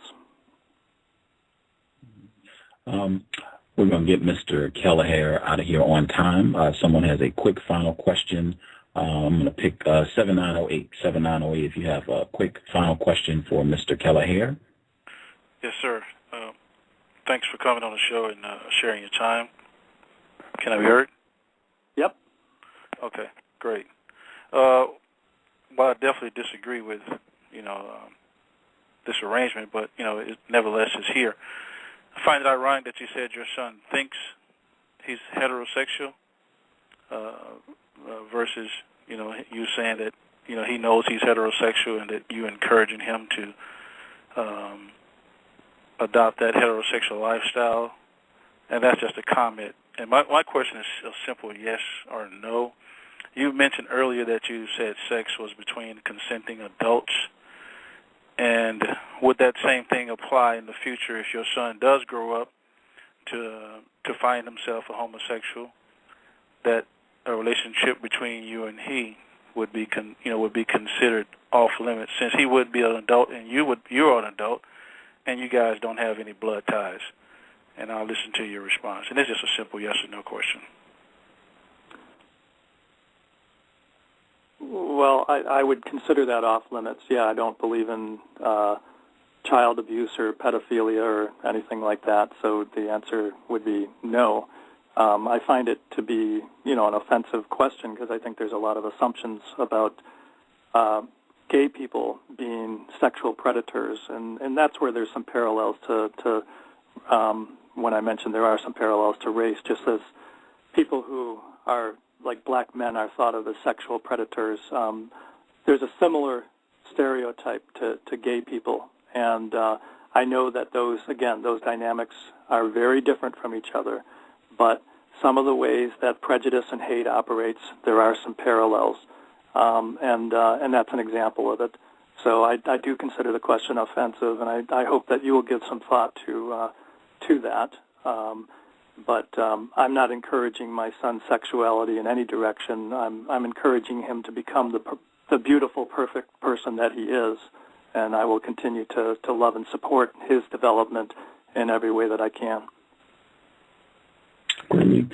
I'm going to stick by what we said. It is, I think, 4 o'clock your time, Mr. Kelleher. Thank you so much for coming on the program and sharing information. Appreciated the dialogue. I hope folks will go to colorlines.com. You can read more and follow your work. Thank you so much. We definitely will keep an eye on what you're working on. Thank you. Appreciate the opportunity. It's been great. Thank you, sir. We'll be in touch. Okay. Bye-bye. Good afternoon. Context of white supremacy. Gus T Renegade and Justice. I hope you all are sharing the programs, posting on Facebook, Twitter, all that good stuff. We're going to take a quick commercial break, and then we'll be right back, and I'll see if any of the folks that called in, if you have any comments you would like to share. Context of white supremacy.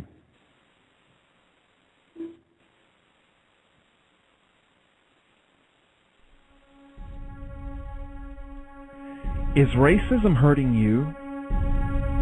On issues of race, are you unable to speak, think, and act with clarity and confidence? Are you tired of laughing when nothing is funny, smiling when you are not happy, agreeing when you really disagree?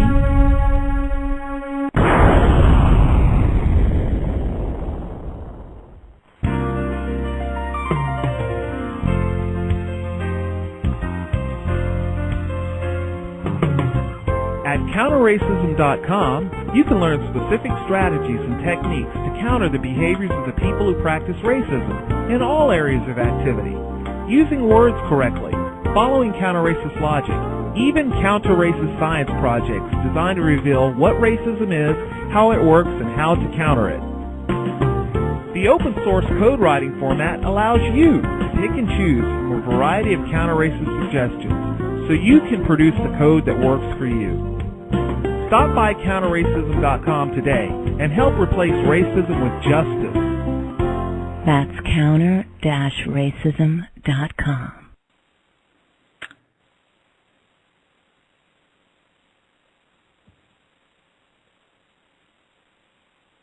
Our people are very serious about not being very serious. Meanwhile, white people are very serious about playing hardball against us. And this hardball is called genocide. Context of white supremacy. Thank you. I should back up and thank everyone. Thank Back of the Bus for constructing the Facebook page. It has been a very constructive tool for combating racism, white supremacy, and Tater Pie. I attempted to get her on the line, and Skype was not cooperating correctly for her account. But yes, she created the other Facebook page, which is facebook.com RWSWJ. You can just type that in and it'll take you to the other Facebook page. But yeah, this program directly from the Facebook page. I believe it is on the one that is linked on the show page for the cows, where someone posted an article about Mr. Kelleher. And yeah, I think I don't even know if they recommended or suggested that I attempt to have him on the program, but I definitely thank them for sharing, because I didn't know about Mr. Kelleher until I saw that post. And I definitely think it was constructive to hear from one of these folks, because I feel like we've had all these conversations, Dr. Welsing and other people, about homosexuals and so-called homosexuals and them adopting black children. Really interesting to get to talk to one of these folks live and in person. Wow. I don't even know what to say. Like, he got the child right out of the womb. Like, whoa, that is crazy. Whoa. Anyway, yeah, good suggestion. Thank you. I'm trying to see if I can find it. Yeah, I see it. I would give the person's name out, but I will mispronounce it. Yeah, but it was on the Facebook page. So now I hope you all found it constructive. The book that's in the description for people who are listening at Blog Talk Radio, it's titled Hard Lessons. It is a book about pedophilia and racism, white supremacy. It is a white male teacher in a tragic arrangement sexual molestation of one of his non-white female students. I kind of wanted to set a tone for what I wanted people thinking about a different victim. Nana Mightywick asked if, if I would have been thinking about pedophilia and, this admitted racist, Mr. Kelleher, thinking, this guy is most likely molesting this child. No, that thought would have not even crept in my mind. I would have probably looked at you crazy if you had suggested such a thing. Even 2 years ago, and I was informed about racism, white supremacy 2 years ago. I think even 2 years ago, maybe not 2 years ago, maybe 3 years ago. 3 years ago, I think I still might have been like, what? That's, you're reaching a little bit. Like, I don't really like these white people, but, that's, I don't think so. And, just because he's so-called gay, that doesn't mean that, there's a problem or anything, you should be suspicious about. Like, white people have done a really good job social engineering on this sexual confusion. In fact, Mr. Fuller, when he speaks about it, he consistently says it's a wrap. It's a done deal. White people have pretty much got this on lock at this point. It's taken root, and we're off and running. I hope it can be corrected because this thing can go real bad. But it's mind blowing that to just think that a lot of non-white people, I suspect most. I think it would be true to say most non-white people, most black people, they wouldn't, get too upset about this. They wouldn't, be willing to say, that Mr. Kelleher, I'm real suspicious of him, and this is representing the worst of racism, white supremacy. I think most victims would not take that position and would even get upset with you. I think the gentleman called the program yesterday and said, he would just make true statements. And people would get upset and fuss at him on Facebook. I think this is one. If you took that position that this is totally incorrect and this represents, the worst of racist man and racist woman, they would, first line of defense for Mr. Kelleher, admitted racist, would be a lot of victims, my family members included. Justice, did you have any thoughts about what the guest shared on today's program? Yes, I do, but before I go into, before I share my thoughts, I just wanted to say I stayed up late last night, and I went to bed really late. I just wanted to add on to that. Right on. Okay. He said multiracial. I was going to ask him that, but oh well. And I suspect he was practicing racism when he used the word fair, and he used it 4 times. I suspect it was either 4 or 5 times. You had to keep catching him for saying the word fair, and he was trying to blame that you said something that you did not do. White people do that a whole lot so they can get away with things. But as far as that, I don't have anything else. Thank you. Rest is important. Rest is important. Mr. Kelleher, I knew fair was going to be important. I mean, I hope people contact me, my request that he not use the term at the beginning. I hope that stands out, you know, like, whoa, he asked him specifically not to say fair, and then he went on and said it, you know, I think 5 times during the program. Same thing happened with Tim Wise. These are the white people who, you know, tell you I'm against racism, white supremacy, and, you know, let's go people of color, and I'm also rooting for the gay people, yay, gay people, gay rights. These are the same people, and then, you know, they're associating fair with correctness, beauty. Even after you request, please stop doing that. They continue to do it. And I mean, hey, you can decide for yourself if you think this is just an old habit, and they just have a tough time, they've been doing it for a long time, or if you think this is evidence of their dedication to the system of white supremacy. Obviously, I think it's the latter, and I want to be very clear. I think every white person in a system of white supremacy is racist. Every single, there are no exceptions. That's what it means to be white. The only reason I use the term suspected racist is to not name call, period. That goes for babies, invalids, paraplegics, any other white people you can think of. Yes, reason, explanation, as long as the system of white supremacy exists, if you are white, you are on that team. If you're not able to function, I suspect that when you are able to function, you're going to go back to practicing racism.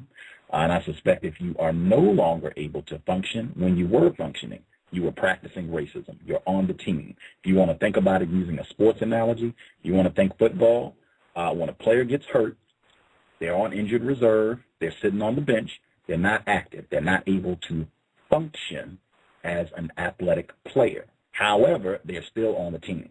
They still get all the benefits. They ride the tour bus. You sit on the bench. You are with the team. That's the same way I think of white people, and it's just about being strategic. I'm not interested in making space for any white person to not be racist. This is terrorism against non-white people. We need to make a very clear distinction about white people, and it's based on logic. There have been tons of white people who have come on this program and have given a very clear explanation as to why that is. I would start with Jacqueline Badalora. Outstanding program back in May. Not that I did anything. She has great information. And I mean, direct from the source. She's an admitted racist white supremacist too. Jacqueline Badalora, May 2010. With that, please invest in the program. Would be super helpful. Links are below in the description. I got my 1-year subscription on Skype with the world account. I can now dial 40 different countries. So we will be listening to get folks from all over the planet on the context of white people. Not interestingly, but I mean, a matter of routine in the system of white supremacy, none of the 40 countries that I can now call anytime are on the continent of Africa. Double whammy. That said, we're still going to work around it, and I'm real excited about making the program more global. And all of the UK listeners, it now got much easier to get you on the program. If you have a Skype account, that would be great. If you don't, no worries. I can dial your phone. So just let me know. Ross43, no excuses now. If you got a phone, you can be on the program. Any of the other folks, love to get more of the folks who are listening in the UK. Now I can explore and see if these are non-white people listening out there or if these are just racists who are listening from other parts of the planet. So, yeah, looking to really get into the global nature of racism, white supremacy.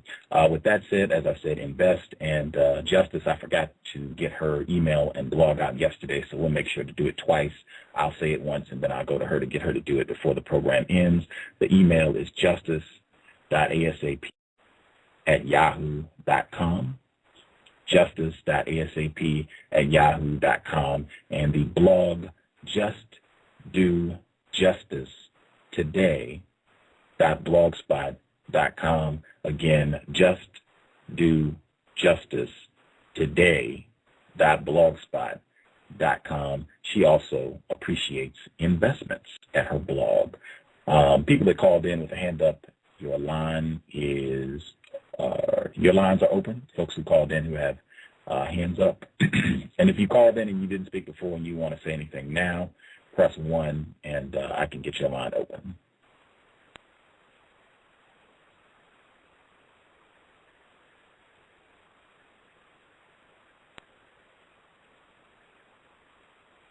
Can I be heard? Yes, sir. Yes, it's always nice to know that I'm, what is the word he used, available, or the little black children was more available. And I do like the question that piggybacked right behind mine with when the brother asked him if he were to have would it be okay to have sexual contact, or is it off limits? I thought that was a pertinent question. He got offended, but obviously he must not pay attention to the news sources. But I thought it was a very pertinent question. Very good question. Can I be heard, please? Yes, ma'am. Thank you, Gus and Justice. What was troubling? Two things that stood out for me on this interview. One was when he said that this child looked at his mother as an aunt, but his sister, Mr. Keller's sister, as his mother. This white woman the child is looked at as a mother figure, but his own mother that birthed him is not looked upon as a mother. And when he said he was not attracted to his own gene, when the other caller asked him, why didn't he want to use his own sperm to have a child, he was not attracted to his own gene to give birth. So what's wrong with your gene that you did not want to use it in order to reproduce life? You want to have a life. You want to be a father. Why do you want to come out here and take a black child and damage this child and not use your own gene? That's why I said that the question that piggybacked behind that was, when the kid grows up and becomes an adult and be able to make choices, would it be okay? That's a great question. Obviously, that the Woody, whatever his name is, thought it was okay. Why wouldn't he? It's a great question. So if you have no ties, correct, to it being your child, somebody else's child, then it's an easier decision for him. That's why I asked that question. I was setting him up, but my man, I didn't realize how much time he is. Yeah, he shot it. He made a 3-pointer on that one. That was a good one. Another thing that was interesting is when he was asked that question and he said he got offended, he came back with something racial, something about comparing racial. So was he trying to be on the offensive? And if he was, why did he use race immediately to go on the offensive? So I think that was kind of interesting as well. So race is always the flashcard that they always pull out whenever they want to get out of a situation. They throw that up as a smoke screen to get you off of your game so that they can come up with something else different. Why? These people, if they're slick when it comes to words, metaphors, they throw out these false herrings to get you off your game. And this is why I'm so glad for Gus there, because he's so calm. His voice never changes. He doesn't get hostile. He doesn't raise his voice. He's just very firm with his questioning, and that's what throws white people off, because they know before we would tend to get upset, use profanities, and raise our voices and whatever. But in this case, they don't have that out. They could either hang up the phone and leave, or like most guests do, they always all of a sudden they have an appointment they need to go to when the questions get a bit more uncomfortable. Yeah, I think he had a double meaning though when he used that comparison. I think also he used it one as a red herring and also to try to be offensive. So I think he had like a double meaning when he used that. Can I be heard? Yes. Can I be heard? One thing that stood out to me particularly about this individual is he said that sex is between two consenting adults, but he referenced his black male partner as his boyfriend. And it's rather interesting when you listen to the language of some folks when they refer to black men as boyfriend as opposed to a man. And I've been noticing this particularly, it's a consistent thing in society in general where grown men are referred to as boyfriends. And another thing that stood out to me is he had that ready example of his parents introducing Martin Luther King and Coretta Scott King almost as if, and then his sister is married to a black male as well. And that strikes me as this seems to be a family that uses black people as a shield in order to gain access to positions where people can now look at them as the nice white liberal family. Yeah, trust. Position of trust is what they're trying to get to. Right, yeah. That's why I asked him how come he didn't use his own seed to get that across. You know, take care of your own child, go through the trouble of feeding the woman, take care of the woman, to have your child, and then separate it. It seemed like it was inconvenient for him to do that. He just rather stop by the store, pick up a black child, and hey, we're on my way. And it was also interesting that he pointed out that, and he repeated it, that there was no compensation granted to the black mother. So the compensation was granted to whatever adoption apparatus. So it almost seemed as if that was an auction block. He would rather pay them a fee than this black woman who he clearly indicated had a number of other children and was not in a financial position to take on the responsibility of another child. And it would seem that the very least he could have done is help her in her financial distress.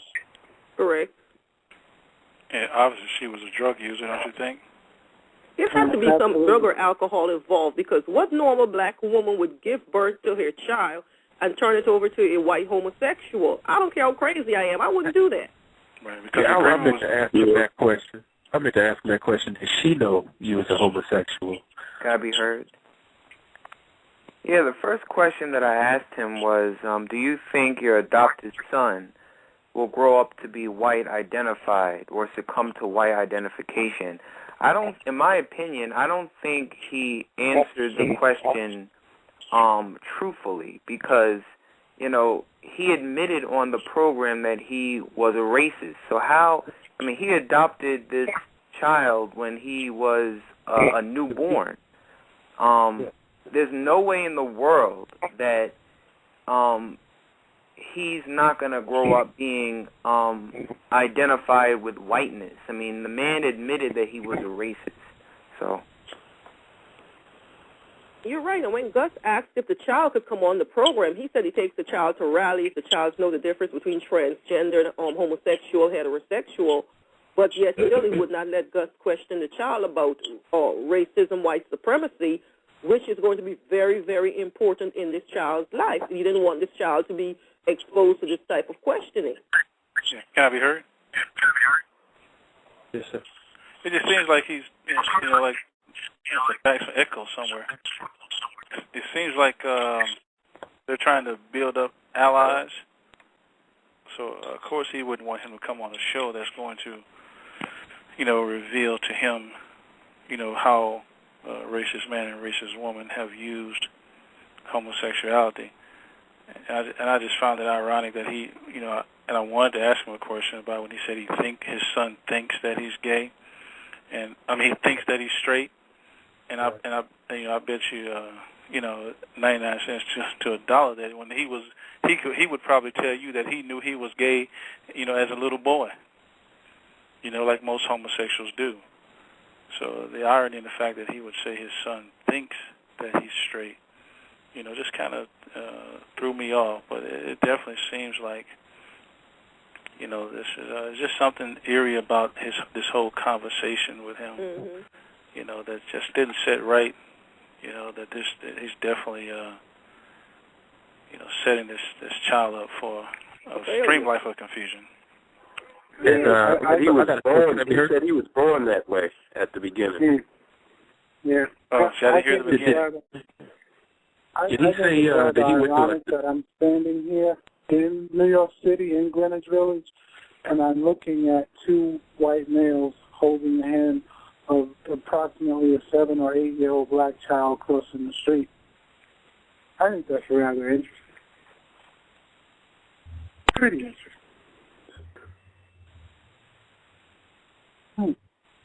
What I think is that, which is why I asked him, because your sexuality influenced your child, whether or not the child might be curious to say, okay, my daddy does this with his partner, let me try and see if I might like it, going through his sexual experimentation. So this child could go through that when he reaches puberty to try and have sex with another male. So it's a very dangerous lifestyle, and I find it to be very, very improper that this mother would turn over her child to this white man, a homosexual, to be raised, a black boy, a highly melanated black child at that. Yeah, I wanted to make sure that just echoing on him having family members, suspected racist family members who are engaging in sexual intercourse with non-white people.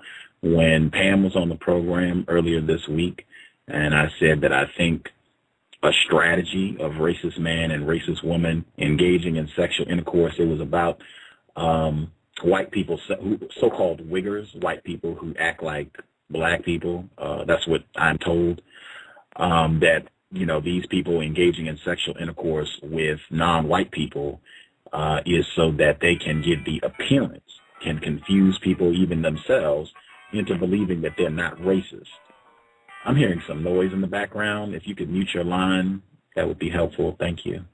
But yeah, to confuse people into thinking that they are not racist because they're having sex with non-white people. And I said, you see examples of this in films. I think that plays out. I'm still hearing background noise. If you could mute your line, that would be helpful. It just really it reduces the quality of the program. But yeah, he in the film, the Monsters Bald, I think that's the whole symbolism of the film. Billy Bob Thornton's character, Billy Bob Thornton's character, he is not racist by the end of the film. He names the station after his non-white female partner, and he has made the transformation. And I think that plays out often with white people, and I think with his family being sexually engaged with non-white people, I think that's the same thing. To convince, hey, we're not racist. I got a non-white child, and we're definitely not racist here. I also wanted to echo the eeriness. Man, I felt like Jeffrey Dahmer was on the line at times. It just really gave that feeling. Some of the things that he said, just even the photograph. I felt like it was a really calm Jeffrey Dahmer. Like, he didn't get upset about anything. He didn't, raise his voice. He never got agitated, no matter what was said. Tone never changed. It totally felt like, Jeffrey Dahmer, who also was engaged in sodomizing young black males. Just really gave that opinion, and I hope people do that research on Jeffrey Dahmer. We're going to try and make that program happen and get one of the people who did a biography of him on the program. But it just really gave that feeling throughout the program, and I hope people think about that. Even folks, if you're a little more confused and you're thinking you're crazy, Gus, this is a good white guy. This good white guy works for a national racial justice think tank. I just feel like this is a really dangerous white person, not just, some low-level racist. I feel like this is a really dangerous white person, admitted homosexual, and a member, to get his correct title, he is the director of the Midwest office of the Applied Research Center, a national racial justice think tank. I just wanted to make that clear, and I will hush now. I close the mics because that's really irritating, just to me, on a lot of levels. When there's a lot of background noise and music is playing and the television is on, people are doing dishes. It's just really irritating. It's difficult for me to maintain my train of thought at times, and just from a broadcast perspective, it really disrupts the quality of the program to have people listening in and all that background noise is coming in. So if you could please respect the program. If you're in a noisy area, no problem. Just use your mute button when you're not speaking, when you want to talk. Make sure you're in a quiet area. Say what you want to say, and then if you can use your mute button, that is super helpful. Thank you, and I'm opening everybody's line back up. Gus, you was right when you said he looked remind you of someone who is sick. And like Pam said in her broadcast about there's something defective about these people, their gene pool or something is off with them. Because looking at this man, there seemed to be something slightly off with him. And I'm almost sure that his sister's husband is a highly melanated, non-white person. And it seems that they're trying to regenerate their gene pool, because if he said he was not attracted to his own gene, it tells you something, that he knows that there's something wrong with his gene. Why isn't it that he doesn't want to use his own gene? His sister married someone outside of her gene pool.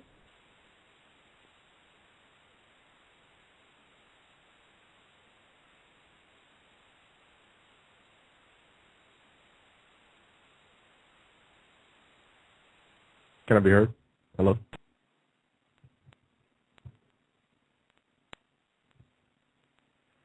Can I be heard? Hello? Can you hear me? Because it's kind of quiet. Yes, I can hear you. Okay. All right. Can I be heard? I can hear you guys too. Okay, good deal. I just wanted to get in real quick.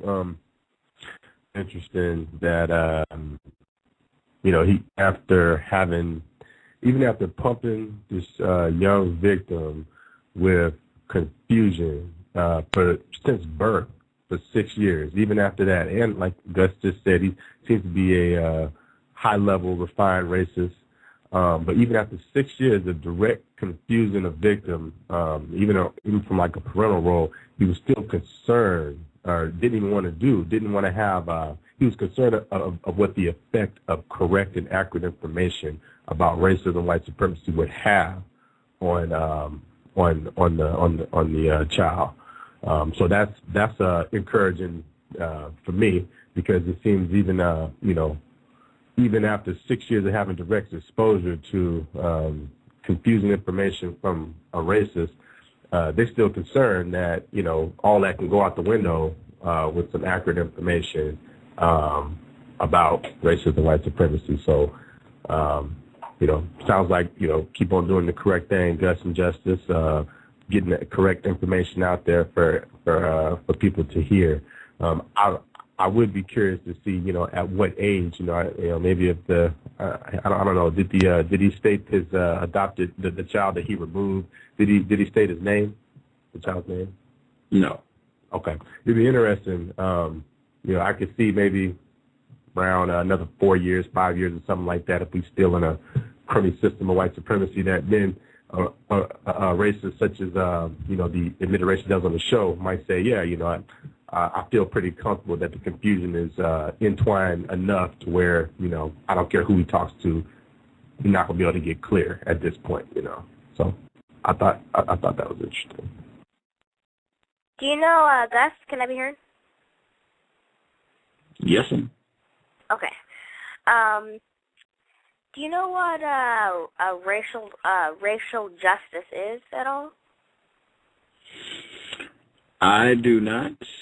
Racial justice, social justice, people have a tendency to attach other terms to the word justice, which I think calls or creates confusion. But yeah, I don't use that term. I just stick to justice. I don't have any thought in my mind that Mr. Kelleher is about justice in any way, shape, or form. So I didn't even need his definition for that.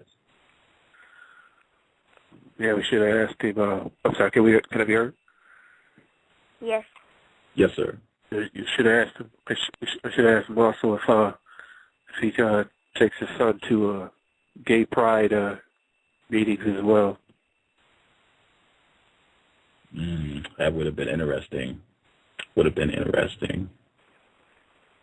that's great. If for the website, for the game that I told you that I shared yesterday. When was the last show? Yesterday. Okay, yeah. Yeah, the game that I shared yesterday, I probably will not be able to send it to any of you guys because it's a school website, and so I was looking it up yesterday. It showed different pictures and different websites, but I didn't show the actual game that I was talking about. So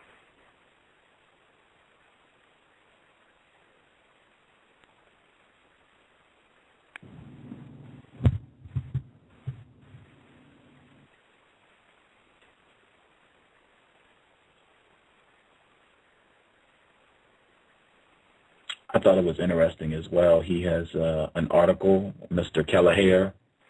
He has an article that is relating so-called homosexuality and what is called gay rights with the so-called civil rights movement. And he has a quote from Julian Bond,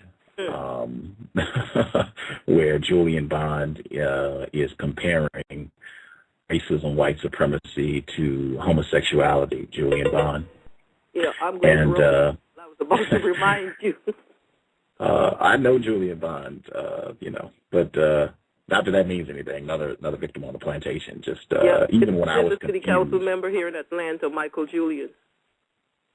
He even when I was confused about white supremacy, that stood out to me as something was suspicious or potentially incorrect about him having sex with a white person. But he has this article where he is quoting from a Julian Bond speech where he's saying that, so-called homosexuality is a really important issue, and, so-called gay rights, it's just like civil rights, and it's all incorrect, and it's all the same thing.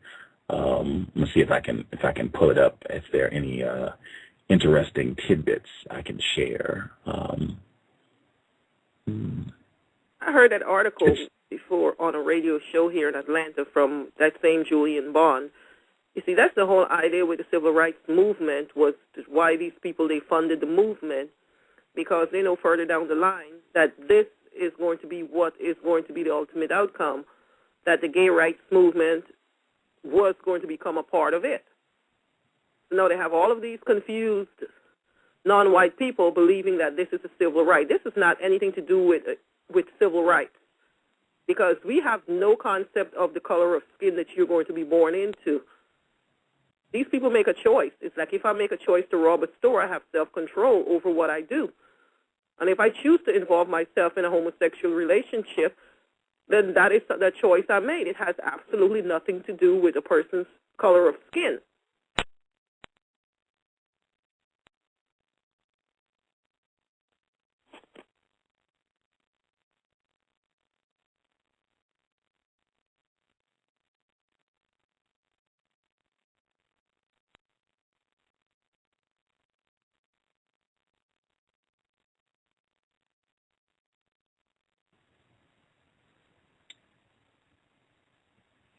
I have the report here. He's quoting directly from a speech that Julian Bond gave. This is on the colorlines.com website. This is from in Black History Month, no less. This is from February 19th, 2008, NAACP chairman, Julian Bond, he's not the chairman currently, I do not believe, in a recent keynote address at the 20th National Conference on LGBT equality. They don't have the I, and I know some of them are LGBTQI and all that. They just got LGBT equality, creating change in Detroit, Michigan. Mr. Bond stated, I believe gay rights are civil rights. I'm scrolling down, skipping through some of what he said. And he says, for some, comparisons between the African American civil rights movement and the movement for gay and lesbian rights seem to diminish the long black historical struggle with all its suffering, sacrifices, and endless toil. However, people of color ought to be flattered that our movement has provided so much inspiration for others, that it has been so widely imitated, and that our tactics, methods, heroines and heroes, even our songs, have been appropriated by or served as models for others. No parallel between movements for rights is exact. African Americans are the only Americans who were enslaved for more than 2 centuries. And people of color carry the badge of who we are on our faces. But we are far from the only people suffering discrimination. Sadly, so do many others. They deserve the law's protection and civil rights too. They go on to say Mr. Bond was proud to remind them that the NAACP shall pursue all legal and constitutional means to support non-discriminatory policies and practices against persons based on race, gender, sexual orientation, nationality, or cultural background. I would assert that, number one, in a system of white supremacy, it is very easy for white people to just tell a victim, go out there and read this. We've already wrote it up.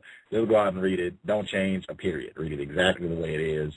I would not be surprised at all for certain non-white people that might be one of their responsibilities. That could be possible. And I would also assert that sexual intercourse with white people, when you are white engaged, Julian Bond is married to a suspected racist. When you are white identified, you tend to be approving of, accepting of homosexual behavior. I think there is a strong link between the two. Being white identified, accepting of homosexuality is a huge aspect of being white identified. It's just a core aspect of their culture, and hopefully we'll continue to hammer that point home with the program. I'll hush. Anybody else if you all had comments?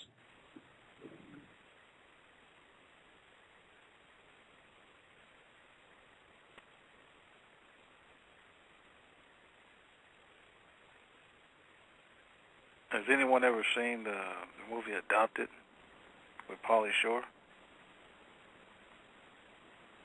I have not. I mean, I don't watch a lot of TV, but I'm sitting here right now just relaxing, and I just happen to be thumbing through the programs, and it's let me see here. It's called Adopted. If you have Showtime, I don't know if it comes back on or what. But it's about Pauly Shore going to Africa and adopting a black boy, and it's quite interesting that we just had this conversation with this individual, and then this particular, then just watching this particular program, how it appears that this child is more like a piece of property. Exotic animal. Exactly. I mean, you just have to watch it. I mean, I've never seen it before, but I'm hopefully I'm looking forward to it coming on again, because I won't be able to finish watching it. But I think we ought to watch this movie or this documentary, whatever it is. But it's called Adopted with Pauly Shore, and he's he's got him a black woman on his side from Africa. She's an African with straight hair and, you know, highlights on her eyebrows. You know, she's in, you know, colors in her hair. So I think it'll be an interesting watch to kind of follow up with today's guest. And I think I'm going to go rent it if I don't get a chance to see it again on television. It is all about these white people. We have Madonna, we have Angelina Jolie, Tom Cruise, all of these so-called Hollywood types who have adopted these black children. And the mainstream Americans, they believe that, okay, they're getting a good home, they're going to be well taken care of and whatever. But there is something wrong with this picture because, to me, these children could have remained in their circumstances with their family, and you could have sent money over there every month to take care, to pull the family up from whatever situation they're in, and let that child remain there because you know there are certain cultural, so-called cultural aspects and identity that you are not going to be able to give this child. Because if your intent was for this child to be raised as a black person or whatever ethnicity they are, then that's what you would do. But these children will always adopt to whatever parent it is that are raising them. And if the parent is white, then that's the identity they will assume. Man, I don't mean it. He just examined the boy's teeth like he was a horse. You know, put his hands in his mouth and, you know, looked at his teeth. I got it. On the movie? Yes, I mean, yeah, you got to go get it on this. Is it a comedy? I don't know what it is. It must be a comedy. Because Pauly Shore normally makes a comedy movie. Well, it's not a movie. I mean, it's not. They don't have lines or anything. It's like a documentary. What channel is it on? Is it one of those like TLC or Discovery? I think this is like Borat. I think it's probably set up like Borat because it's listed as a comedy. It's not listed as a documentary. So I think this is probably like a movie that they have made it look like it's a documentary. But, I mean, this is just, you know, white people just, you know, doing their silliness. Anyway, yes, the tagline for the film says, for hundreds of, and this came out in 2009. The tagline for the film is, for hundreds of years, Africa has existed in a state of despair. Famine, civil wars, and rampant disease have left the continent without hope. Wow, the entire continent without hope. But for the efforts of Western do-gooders, white people. At first, they arrived with food, Bibles, and the magic of penicillin. More recently, they have hosted rock concerts and sent plane loads of grain. And in the last decade of the 20th century, they arrived and took babies home with them. First, there was Angelina, then Madonna, and now Pauly Shore. The film builds its comedy foundation on the international interest in celebrity adoptions and the debate that surrounds these transactions on both sides of the Atlantic. Sometimes politically incorrect and never scared to tread on manicured toes. This was written by Pauly Shore himself. Came out in 2009. And he act real feminine too, like in a lot of his movies. I thought he was, but I'm gonna watch it. I'm sure there's a lot to be learned from it, being that he's a so-called Hollywood insider or whatever. But I'm interested in now that I'm watching, even though it is somewhat of a comedy set in a documentary format. I think there's going to be a lot of truth in it. It's got the movie poster for the film, and it's got Pauly Shore holding two, looks like a male and a female, but they're both crying. And I don't know if it's just my picture or if it looks kind of fuzzy maybe, but I think white people did it on purpose. It looks like the female in the picture, the young girl, like one of her hands had been removed or something. You know, like it got chopped off or something like this.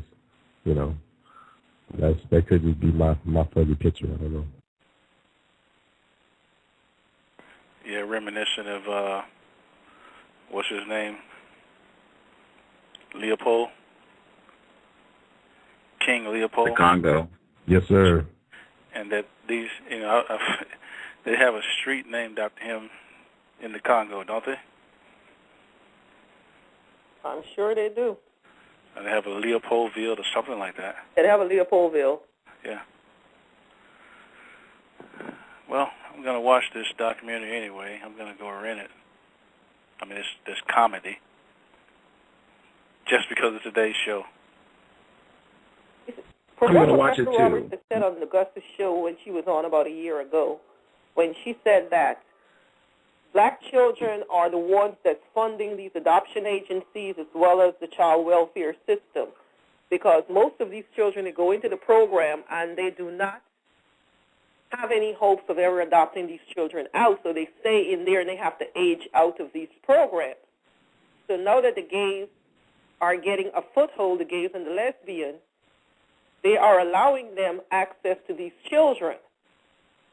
Normal fostering that myself and anyone else might want to get involved and do, they don't let non-whites get involved with the foster program. They try to discourage you from becoming a part of that program. But they always encourage whites to come in because the pool for white children is slim to none. Yeah, and the reason I asked him the question, I'm sorry, go ahead, Justin. Speaking of movies, I've rented Life Size, and when I watch, I'm going to pick out the racism in it.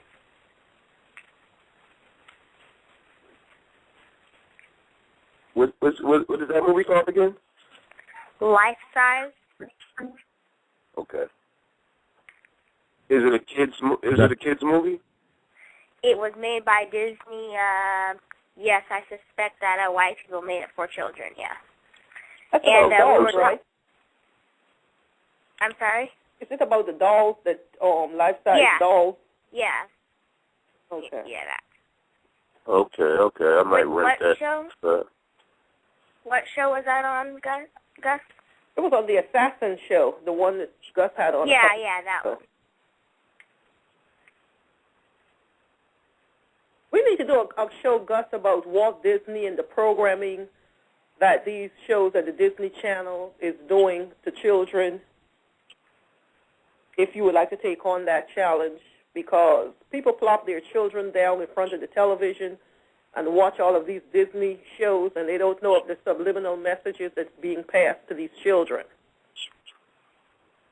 I know one of the results will be your daughter or son, particularly your daughter, will be interested in dating white people. If you pop them down in front of the TV for long enough years, the result will be, especially if they're watching the Disneys and all that, the result will be, hey, I'm putting Twilight on my wall. I want the white guys or whatever. I mean, that's going to be almost inevitable. Your sons too, I suspect. Yeah. I suspect. Oh my God, I feel you. That I can say is true. I used to be a biggest collector of Disney movies when they came out on DVDs. I used to buy them and collect them for my nieces and nephews when they come over for them to watch. I've discontinued doing that.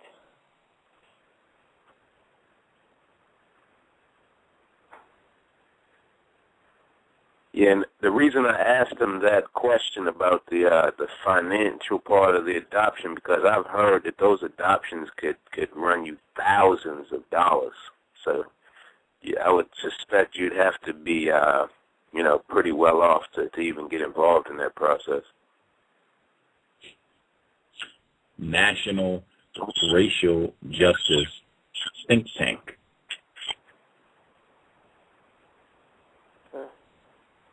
Which is probably along the same line of what a Timothy Wise is doing, except they're trying to say that they're trying to perfect racial justice for people of color, when most of the time all they do is just sit around and they talk and don't do anything else but talk.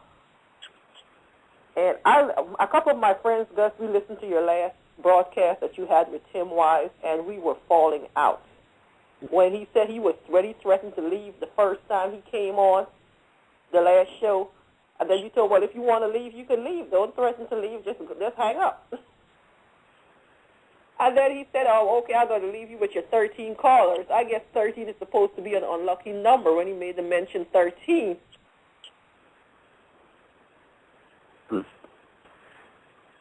I suspect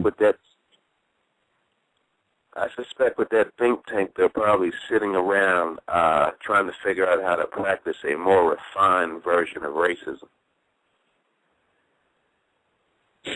How can we get pregnant black females to give us their children? Yep. Reminiscent of kind of like eugenics, huh? Make sure I ask too. Oh, I'm sorry. Go ahead, sir. No, I was just saying, no doubt, it's just a part of the plan. Since you can't raise them, we will, and eventually, sterilize you. But go ahead, Gus. I'm sorry. Just since eugenics came up, I was going to ask if I was the only one who thought that was of interest. Dr. Martin Luther King Jr. receiving the Margaret Sanger Award from Planned Parenthood, or was I just, crazy on that? No, I suspected that same thing. He didn't know, and like I said, his niece is out here in Atlanta. She is big on this eugenics movement. She's against it, and she's always on all the Fox News and everything else. Alveda King protesting against the abortions and all the different things that she's out here doing. Was she the one that was involved with the Tea Party thing as well? That's her. Wow. I think white people, they give awards, like I think you said it on that. They give awards, when they give awards to black people, it's because that non-white person has done something helpful for the white team, whether they were conscious of it or not conscious of it. But the result was, yep, that person helped us out. Let's, show them our appreciation and to encourage other non-white people to do stuff to help us out. Mm-hmm. Look at that doctor that they had on the news in Philadelphia, the one that they shut down his abortion clinic, that they have him up on charges for performing abortions without proper license, having all of the body parts strewn all over the places. And what makes it so refined, Gus, is that they said that he had a room for white patients that were clean and sanitized so that they would not complain to authorities. But the rooms where the non-whites were being treated, it was a pigsty, it was a slaughterhouse. Wow. I mean, who better to give that award to at that time? And isn't it known that they did pay off preachers? Yep. So I mean, who better to give it to than Dr. King to legitimize yourself in the black community? I kind of came in late. What did he do specifically to receive that award? They didn't really offer an explanation on the websites that I looked at as to why they selected him. They talked about some of the past recipients of the award, but it was not, or at least it wasn't made clear to me what he was doing that, they felt, yeah, we're going to give this to this guy. You probably don't even have to do anything. They just want to give it to a prominent figure to let the black community know that, hey, we have Dr. King, this well-known civil rights person. We are giving him this award to get the others in line. This was in 66, by the way. I believe 66 was the year of the Watts riot in L.A., so I don't know. I don't know, but that's significant, the timing of when he got the award. And I think at that point he had already been speaking publicly against Vietnam. We got like 60 seconds left. We'll be back tomorrow. Brother Polite will be on the program again, showtime 9 p.m. Eastern, 6 p.m. Pacific.